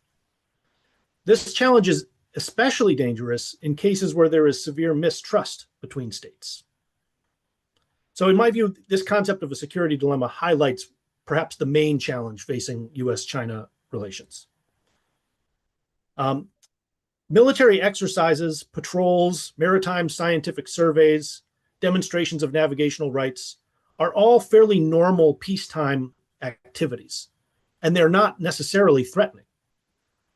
But they are more likely to be interpreted as threatening or be interpreted through the lens of threat perception, depending upon the relationship between the countries in question. So my advice is that the United States and China should both urgently focus on reducing one another's perceptions of security threats. I hope we can continue to discuss the best ways to accomplish this, but in my view, more consistent and reliable diplomatic and military-to-military communication can provide a vital starting point. Thank you very much, James. I think, we can also take up some of the points that you brought up in the discussions. I think, being the moderator, I would like to, pose one question to Captain Chan, taking from the points that James also came up with, because the freedom of navigation was an area that you briefed us, particularly the China's perspective. But directly what I'm asking here is, now we know when it comes to military vessel, the Law of the Sea Convention very clearly describes and demarcates the innocent passage through the territorial sea. Tell us, how do you weave of this? Because some of the issues that James came up is also the right alone regarding the military vessels, because there are no issues on such as far as the commercial vessels are considered, because all commercial vessels take a free passage across those islands. So that's over to you. And to add to Dr. Grare, another point that if you can come up, because this was taking up rooting in my mind, because the recent situation in the Indo-Pacific is the Indian Ocean, where the India and Pakistan skirmishes. A determinant factor was China here, because the military hardware that was used. So does it look that the balance has also shifted in the Indian Ocean? Previously just bilateral. Now it doesn't look like that it's purely bilateral, but the third factor or third influence as well as there. Thank you very much. Captain Chan, let me give the chance to you. Okay, can you hear me? Yes. Okay, good. I think you mentioned that the freedom, one maritime rights within the territorial water, the innocent passage by both the merchant ships and warship ships. Particularly the naval vessels or the government vessels. One point I would like to mention that, as you highlighted within the Articles of UNCLOS 1982 UNCLOS, so it seems that there is one article which describes that all vessels enjoy the innocent passage in the territorial sea. But in fact, if you look at the negotiation and preparing documents of the UNCLOS, and as well as if you look at the textbooks by two leading international maritime lawyers from the West, first is from the UK Church and Law. Second is Conwell. So their textbook explicitly explains the background of the negotiation of this article. It explicitly explained that during this negotiation, the parties to this convention intentionally make it a vague interpretation. I mean, they intentionally keep it vague. That is, for some maritime nations, for some maritime states, they think the innocent passage for all warships in that clause does not include military warships. But for other countries, which I think is represented by most of the Western states, think that all vessels include the the warships. So that's the major difference. If I go back a little bit, I mean, even for the major powers, maritime powers, let's take the United States and Russia, for example. And back in 1910, if you like to, if you read the sentence by, I mean, in the arbitration case given by the then U.S. Secretary of State, Allen Hood, he said exactly, warships may not pass without consent into this zone because they threaten. Merchant ships may pass and repass because they do not threaten. This is the position by the United States in 1910, given their capability, naval capability at that time. But when the first World Maritime Conference was negotiated in the 1930s, so for the questionnaire delivered by the organizer, I mean, when they get answers from different parties, so at that time still the U.S. remained the same answer as Allen Hood, but the Russia's position, the former Soviet position, is that the warships had the innocent package, just like the civilian vessels. So U.S. and Russia are quite different at that time. But when it moved to 1955, I mean before the first United Nations conference on the sea, they changed their position completely. Then the former Soviet Union, they take the position that the warships do not enjoy innocent passage in the territorial sea, but the U.S. insists that the warships enjoy innocent passage in the territorial sea. That's in 1955. But as we all know, in the 1988 Black Sea bumping incidents, which in the outside of the Crimean Peninsula, the Russia and the United States, through negotiation after that, the bumping incidents, they come to the same conclusion that both the civilian and warships enjoy the same right of innocent passage. So you see the positions of these major powers, they have changed accordingly based on naval capability and their national interests.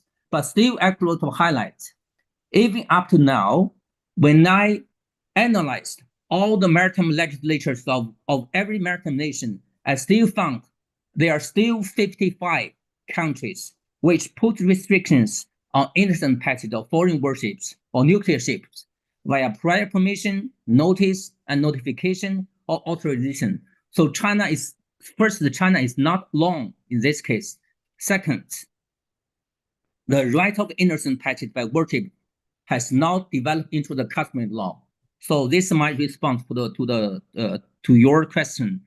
But I would like to also respond later to the comments made by Professor James, because he mentioned a lot on China's actions in compared with the United States. But I will come back to it later, in particular, why China developed such a large navy, why China used this military to project its influence. So I will come back to that question late. So I will give back the floor. Thank you. Thank you very much. Professor Grare. Professor Grare, my question was whether there is now a slight shift of balance in the Indian Ocean with the outcome of the recent Indo-Pakistan skirmishes, where China remained military balance. That was my question. Mute. You're on the mute. Dr. Grare, you're on the mute. Right. I said, I'm not sure I do understand the question. Are you asking me whether China remains remains what exactly? No, my question was, because the situation that we experienced where China's military hardware was a major fact.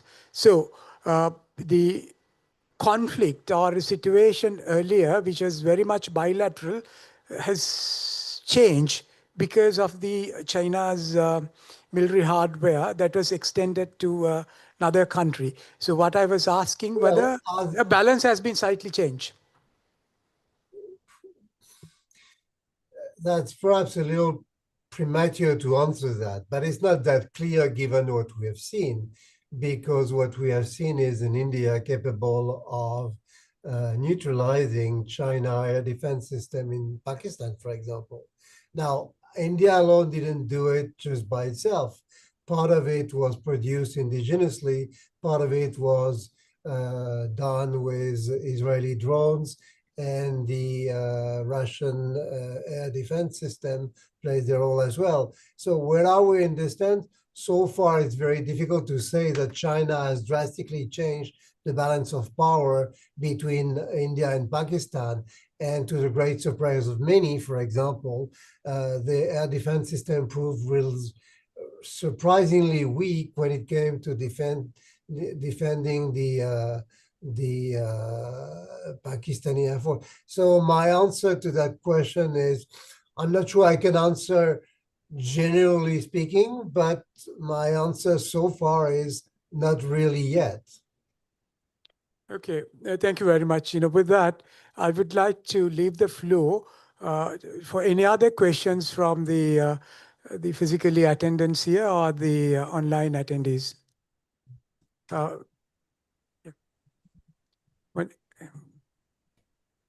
Sir, thank you, sir. I'm Commodore Morir, the Defense Attaché of Bangladesh in Sri Lanka. My question to Admiral Chawla. Sir, can you hear me, sir?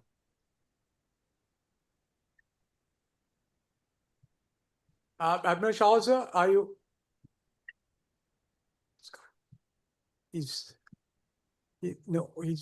I think you're taken off. So it's an open question to all of you, sir. Sir, the Quad, it was started in back 2007 as I think it's a tsunami core group with a very aim of humanitarian assistance or HADR, whatever you say. And in the initial days, it was an Pacific Asia sort of initiatives, but over the period of time, now we find that it's no more a Asia Pacific things, is a more or less or naval coalition, and it is being termed as Indo-Pacific to counter the presence of other major powers in this region. So what is the reason to convert a HADR organization to a military coalition? Dr. Grare, I think Admiral Chawla is, I think, he has excused himself. If you can briefly enlighten upon that questions what the Commodore was asking. About what exactly again? Sorry, I have difficulty to hear everything properly, and I apologize for that, but could you repeat the question louder? Yeah, he was basically, I think, Dr. Grare, James want to give an answer on it. James, up to you. Yeah. I will just say that, I think it's significant that all of the members of the Quad have participated in Exercise Malabar pretty consistently for the last several rounds, I think 4 or 5 years. And that their naval drills are increasingly incorporating critical warfighting skills, essentially, right? Competencies like amphibious operations, maritime interdiction, close quarters combat, casualty care, and visit board search and seizure techniques, right?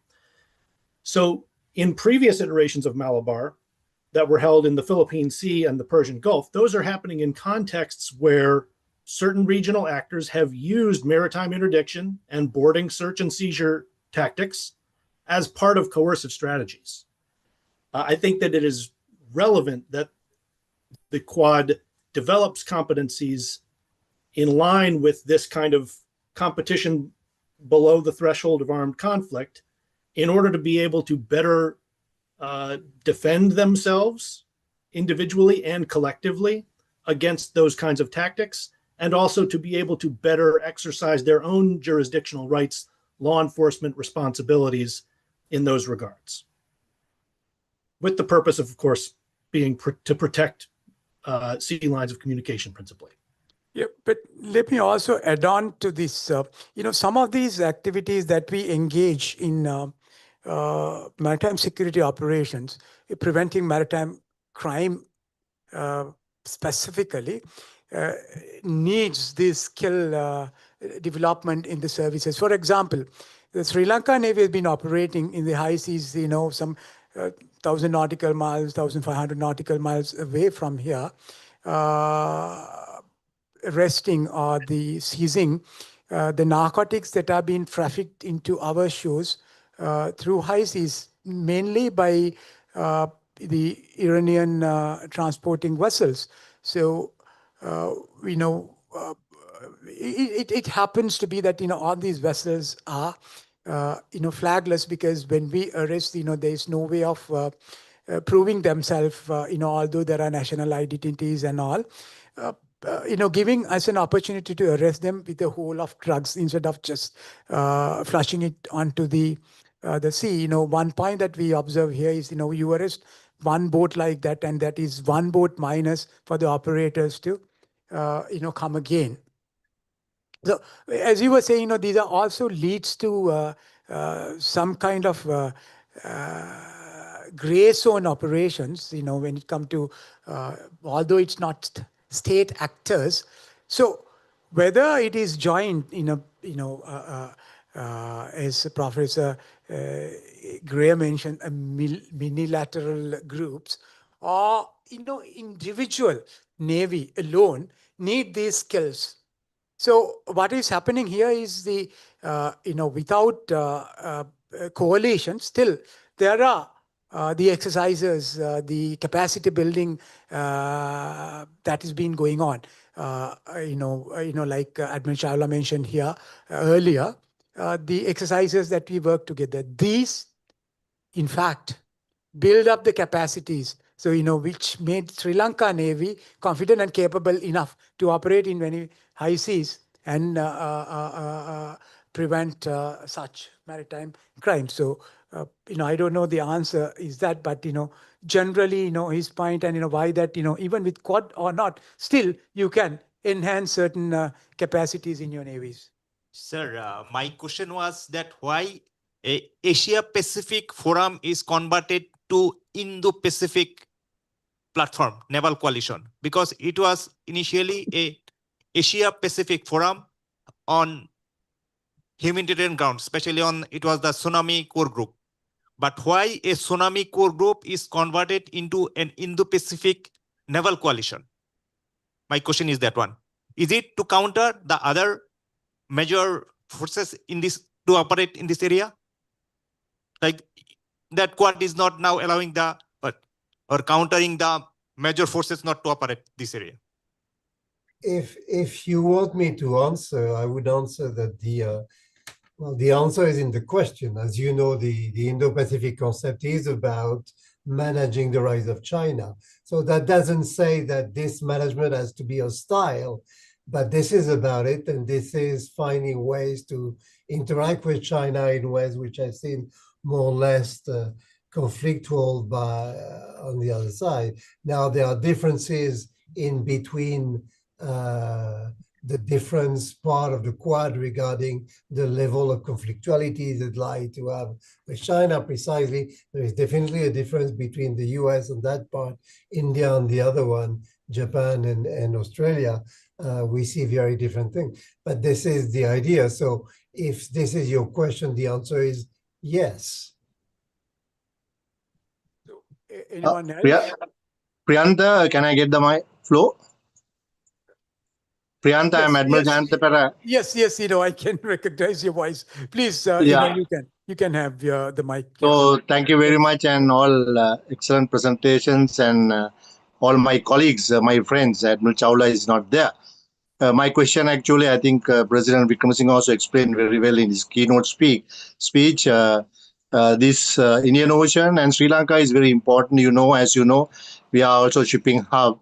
And south of Sri Lanka, every day, more than 300 to 400 ships are flying from that energy corridor. the question actually I want to pose it to Admiral Chawla. He actually emphasized, and now I will ask from Captain James and the Frédéric, my friend, and I met him in Bangkok last time.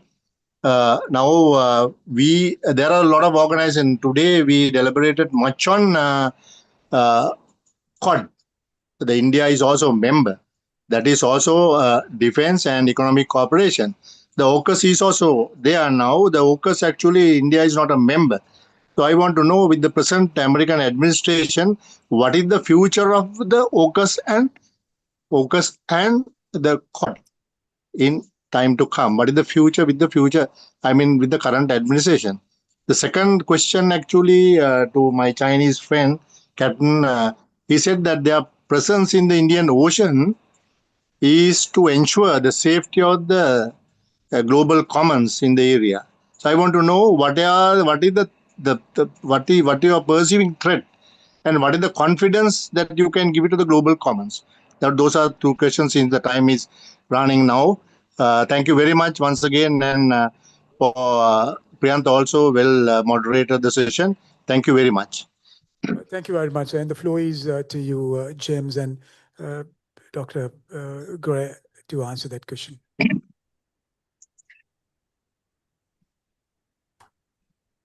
I think it would be unwise for me to attempt to guess at the Trump administration's intentions regarding AUKUS. But I have heard rumblings that the emphasis has shifted to Pillar 2, for whatever that's worth. Well, does that mean that I should try to answer now? I'm probably the least well-placed to answer that sort of question. But anyway, they are interesting questions. I mean, first of all, because again, part of the answer is in the answer that you didn't want to come, because if the focus is on Pillar 2, is also because Pillar 1 is increasingly being questioned not because of the Trump administration, not of whatever administration have been or will be. It's because of the production capacity of the US regarding SSN. So where we are, I don't know where where this is all going.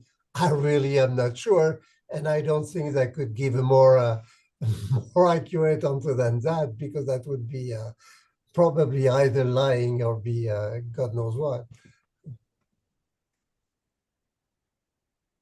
Thank you. Who's it? Yeah. Excuse me, can I have the floor? Yes, you can have the floor. Yeah.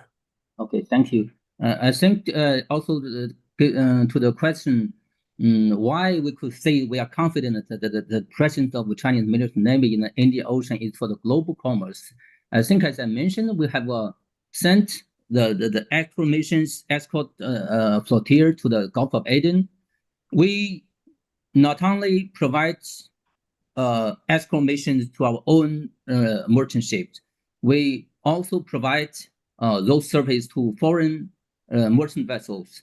And in addition to that, if I remember correct, for many occasions, we also come to rescue from the dangers of many foreign merchant ships. That's why I say that we are confident the presence of Chinese military navy in the Indian Ocean is not only for our own purpose, but also for the interest of the global commerce. But still, I think the question itself, including the previous question, all relate to one central question. That is why I said I want to, as the only speaker in the panel from China, I have to respond to not only the question, but all the presentation by Mr. James. He mentioned a lot about the Chinese development of naval capabilities, and also the questions raised by the audiences also relate to the question. The main concern, I think, is why PLA Navy is so large in terms of capabilities. Why PLA Navy is taking the coercive actions. I think first I would like to say that, as you mentioned, the strategic competition between China and the United States, this competition is imposed upon China. We do not ask for it. That's the first sentence I would like to say. Second, before I address the question why China is developing such a large navy, let me first pose one question in return. Referring to my fellow speakers, also the question for my fellow speakers, the audiences. When the United States conducts daily maritime and air reconnaissance near Chinese coast, when the United States deploy its most advanced weapon system around us, when our neighbors, many of them US allies, purchase and deploy missiles and F-16s, and when the US publicly states that, as Trump mentioned, it is pivoting to the Asia Pacific to contain China, what would you do if you were in China's position? Would you not strengthen your naval capabilities? We all benefit from learning to see the world from others' perspective. But still, why does China require such a large navy? I think in addition to the above security threats we face, we develop our navy naturally. China's development of a capable navy is a natural progression for American nation with the world's second largest economy and vital overseas trade routes, including those trading routes in the Indian Ocean. It would be unusual, even irresponsible for our own people if China did not maintain a strong navy under such conditions. But first, why China? Why always China is singled out? China is not exceptional in this regard. Like all American nations, we need a fleet to protect sovereignty and maritime interests.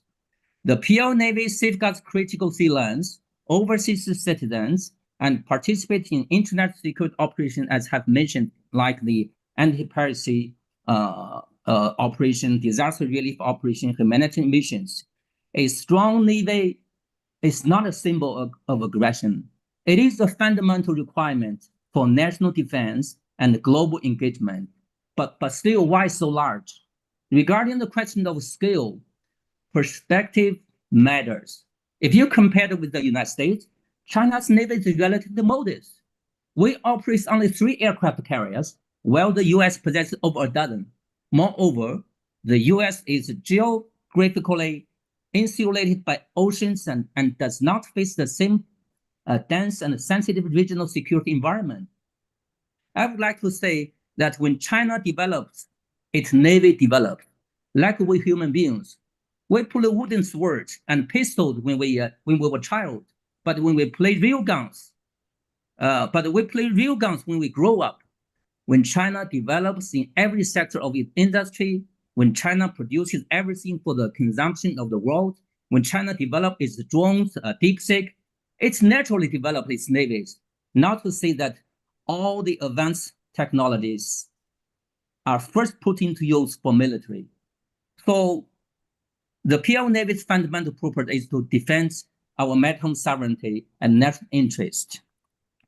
However, the reason or logic behind such a question is not that it is why China or why so large, but people raise such question because they fear that when China develops its navy, China will do what they used to do with a large navy, to invade or expand. They just apply their own colonial and hegemonic logic to China. I think the same logic also applies to such an accusation that China is described as posing a threat just because it developed a new kind of weapon with such a range that could reach their continents or capitals. For example, whenever China develops a new type of missiles with expanding range, China will surely be criticized as posing a threat. They just could not allow China to develop any weapons that could surpass their own weapons. They never think that strategic intentions matter. With the same machete, one could cut banana or killing person to produce massacre. Fortunately, as an Oriental civilization, we are different because we do not follow their colonial and hegemonical mindsets. Our ancestors has already set examples for us. As we are all Navy colleagues, I think, as I mentioned, we all know Admiral Zheng He in Chinese Ming Dynasty, and the Da Gama I mentioned. He commanded 7 naval expeditions almost a century before Portuguese reached India by sailing around the southern tip of Africa. Not to say that since China is actually a land power, and China is very strong in army. So if we apply their colonial and hegemonic logic to China, China should have expanded its land territory with its large navy. Just think that we have fought the Liberation War, the anti-Japanese war, the Korea War, etc. And we have rich land war fighting experience and wisdom. The art of war and the Chairman Mao's guerrilla war theory are still very popular in the West. However, we did not take advantage of our dominance in army to expand our land border. Indeed, China signed land demarcation treaty with 12 of its 14 land neighbors. In fact, China's foreign policy is based on peaceful development and non-interference. So we emphasize sovereignty and territorial integrity, in particular in reference to unresolved historic issues like Taiwan and the South China Sea. But we does not seek territorial expansion through aggression. Thank you very much. Question. Okay, I will just stop here. Yeah, thank you very much. So, we standing in the middle ground here, I think, we acknowledge, of course, the China's right to develop in its defense. And of course, you measure up your strategic need to develop that. But on the other hand, we have seen this world over when the armed competitions build up. So, some of the things that you mentioned, it looks like, okay, if he can mass his weapons, why not me? So, that again leads to the mentality that, there is a armed competition. But, without taking further, I think, Ms. Samaranayak want to come up with a, Nilanthi Samaranayak want to come up with a question. Is she left or, yeah, no, okay. Right. Yes, thank you, Admiral. My question is to Captain Tian. You had mentioned the PLA Navy's presence in the Indian Ocean. I was curious if you could speak about China's research vessels that are in the Indian Ocean. They've been getting a lot of attention more recently. Captain Tian, are you still online? Yes, I was locked out. Okay. Yeah, so my question is for you. You had mentioned the PLA Navy's presence in the Indian Ocean, but I wanted to ask you about China's research vessels or survey vessels that are in the Indian Ocean. They've been getting a lot of attention. So I wanted to ask you in terms of how you see the overall profile of the survey vessels. Do you see them as really complementing the PLA Navy's presence in the Indian Ocean overall for China's representation in the Indian Ocean, or what are your other thoughts about China's research vessels, the survey vessels themselves that are operating, non-Navy vessels? Thank you. Thank you for the question. But I think my first question is what's the problem with China's surface shape? So every country is having surface shapes in the public oceans, in the open seas, in the high seas, but why there is a question for Chinese vessels? I think I mentioned that double standard. I should say that I think the Sri Lanka should develop a unified SOPs for all the service vessels. But as a Chinese, I have to say that I see different pictures. So when Chinese service vessels visit Sri Lanka, there are many negative reports. Sure. My question is about whether it's any normative question about whether it's right or wrong. I'm really just more interested in operationally, strategically, how you see the overall balance of China's research survey vessels compared to China's Navy ships, as you're thinking about the overall presence of China in the Indian Ocean. I'm not really interested in the normative question about whether it's right or wrong for X country to be operating. Thank you. Nilanthi, Captain Tian, one moment. So Nilanthi, when we look at that, you can see but I see that, China is one of the biggest nation that is capable of conducting undersea surveys. Particularly, they're keen on operating. I believe, I'm not 100% sure. I know that India has already got allocated some 75 square kilometers whatever of underwater surveying area for the purpose of the seabed resources. Similarly, the China, we know, is the highest capable, when it comes to the seabed surveying vessels, they're capable, and even, the modern day resource tapping, up to about 6,000 meters or even beyond. I mean, the one of the contention when it came to the Law of the Sea Convention coming into being is the transfer of technology and the international seabed governing rules and all that. So as far as the nation, a maritime nation, has obtained the particular license or the allocation from the International Seabed Authority, I think, it's legitimate.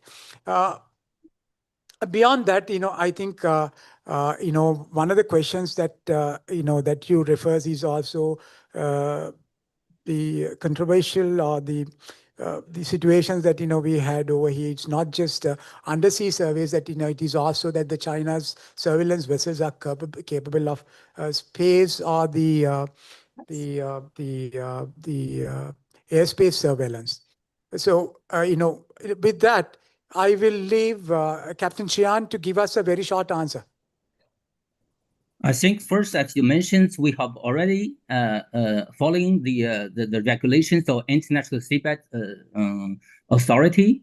We have applied and be given one zone of exploration of one such kind of zones. So also respond to the first question by the madam, together with you question. I think first, given China's development of naval capability, given the number of our vessels, given our capability, I think the surveys done by our survey ship is not enough to support the operation of our Navy vessels. Second, the surveys, in particular the data collected by our survey ships, not only benefits the operation of the Navy vessels, but also benefits the civilian ships. As you mentioned, we have developed a high capability of undersea investigation. I think that in particular benefits not only China, but also the whole human being. Just like we have developed a DeepSeek, which is quite cheap, which will definitely bridge the digital gap between West and East. So with the Western technology, it's very expensive. You can use it, but you have to pay for it. Very expensive. But with the Chinese technology, definitely will be very cheap than the Western technology. I think it benefits all the people across the globe. Thank you. Will China share the technology at one point of time? Sorry? No, will China share that technology at one point of time? Why not? Right. And Okay. repeat with all the other technologies. Okay, thank you very much. James, you need a minute to respond to Chian's previous comments. Well, I'll just say briefly that I agree with Captain Tian's contention that one of the primary drivers of tension between the United States and China has been the issue of navigational rights and especially the U.S. propensity to basically fly, sail, and operate wherever international law allows, which in practical terms often means conducting military surveillance and reconnaissance just outside China's territorial waters and airspace, but sometimes within China's coastal exclusive economic zone and near China's claimed island territories. So, I would I would argue that the United States has a legitimate interest in monitoring any possible Chinese military activity, especially around Taiwan, and that China is likewise interested in monitoring and preparing to defend against US forces operating nearby if they're perceived as hostile. So this is the fundamental underlying driver of what I've characterized as a security dilemma in my earlier remarks, right? So China formally prohibits unauthorized military surveillance activity in its exclusive economic zone, and has a legal prohibition on that kind of activity, and it classifies basically any form of surveillance in the maritime domain as marine scientific research under its jurisdiction, under UNCLOS, under China's interpretation of UNCLOS. So on some level, there's a legalistic dispute or disagreement about the interpretation of UNCLOS and the expansiveness of the jurisdictional rights afforded to coastal states under UNCLOS. But at the same time, it's important to note that China is trying to reinforce its own deterrence posture, especially around Taiwan, but also around other claimed territories. And it is insisting that, for example, cross-strait relations are an internal affair for China, and it responds to actions that it views as challenging the status quo of cross-strait relations with displays, demonstrations of military power that are reasonably interpreted as threatening. So I think that it is not sufficient to just say that China is behaving as a normal state in building up its naval capabilities. There are specific contexts in which China's development of military capabilities are intended to create an atmosphere of threat perception by specific actors in order to deter specific behaviors. And then also in some cases to compel those actors to basically abide by China's preferred rules of the road, so to speak, with regard to fishery enforcement, for example, right? China enforces I think that, we already, we are short of time because we were planning. Yes, we've been through that. Yeah, we've been planning to finish it at 7:30. So, we overshot about half an hour. So, thank you very much because we are from different time zones. James, you're somewhere else, and, TIAN somewhere else, ours different from here. And, of course, Dr. Grare, that, you're past, I think, 2 o'clock in the morning. But so thank you very much. We had today a very result-oriented, fruitful discussions. Of course, a webinar or a discussion like this, there's always contentions. It's not that everybody agrees on the points that come up in discussions. So we as academics, we need to accept that. So at the beginning, we remember what the chair, the patron of the Geopolitical Cartographers mentioned about, the way the things are developing in the Indian Ocean and the futuristic aspects as well. And then, we start looking at it also, that kept in our minds. So we learn a lot from each of you. Our awareness was taken further into heights, further heights. So thank you very much, Dr. Grare, Captain Shan, and also Admiral Chawla, excused earlier. He's back in. Yeah, Captain Stuart, thank you very much for a wonderful job that you are doing and, updating us on, how it is progressing. I hope that, at one point the Houthis will understand the realities and, will be able to stop the attacks on blowing off commercial, the commercial cargo, because, there's no doubt the world over, the economies stands through the flowing of commercial cargo. That impacted with all the other disputes, that alone will enough for the economies of the world, the state economies of various countries to crumple down. So thank you very much, giving us the giving us opportunity to understand the situation over there. And thank you very much, James, giving us your point of views as well. And everybody who actively take part, we acknowledge your involvement, your the discussions that you very positively and then they came up in this discussion. Thank you very much, ladies and gentlemen from Colombo. It's a good night, and some of you are probably waking up into a nib day. Thank you very much. It was a great discussion. Thank you, Admiral.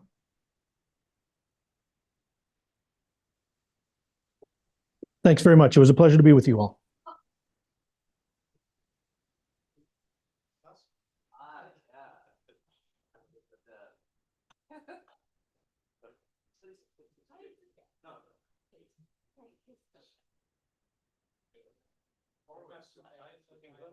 Thank you so much.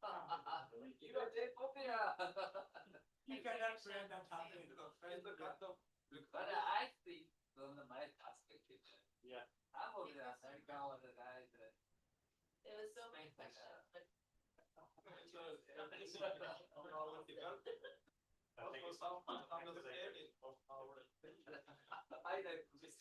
understand each other. We are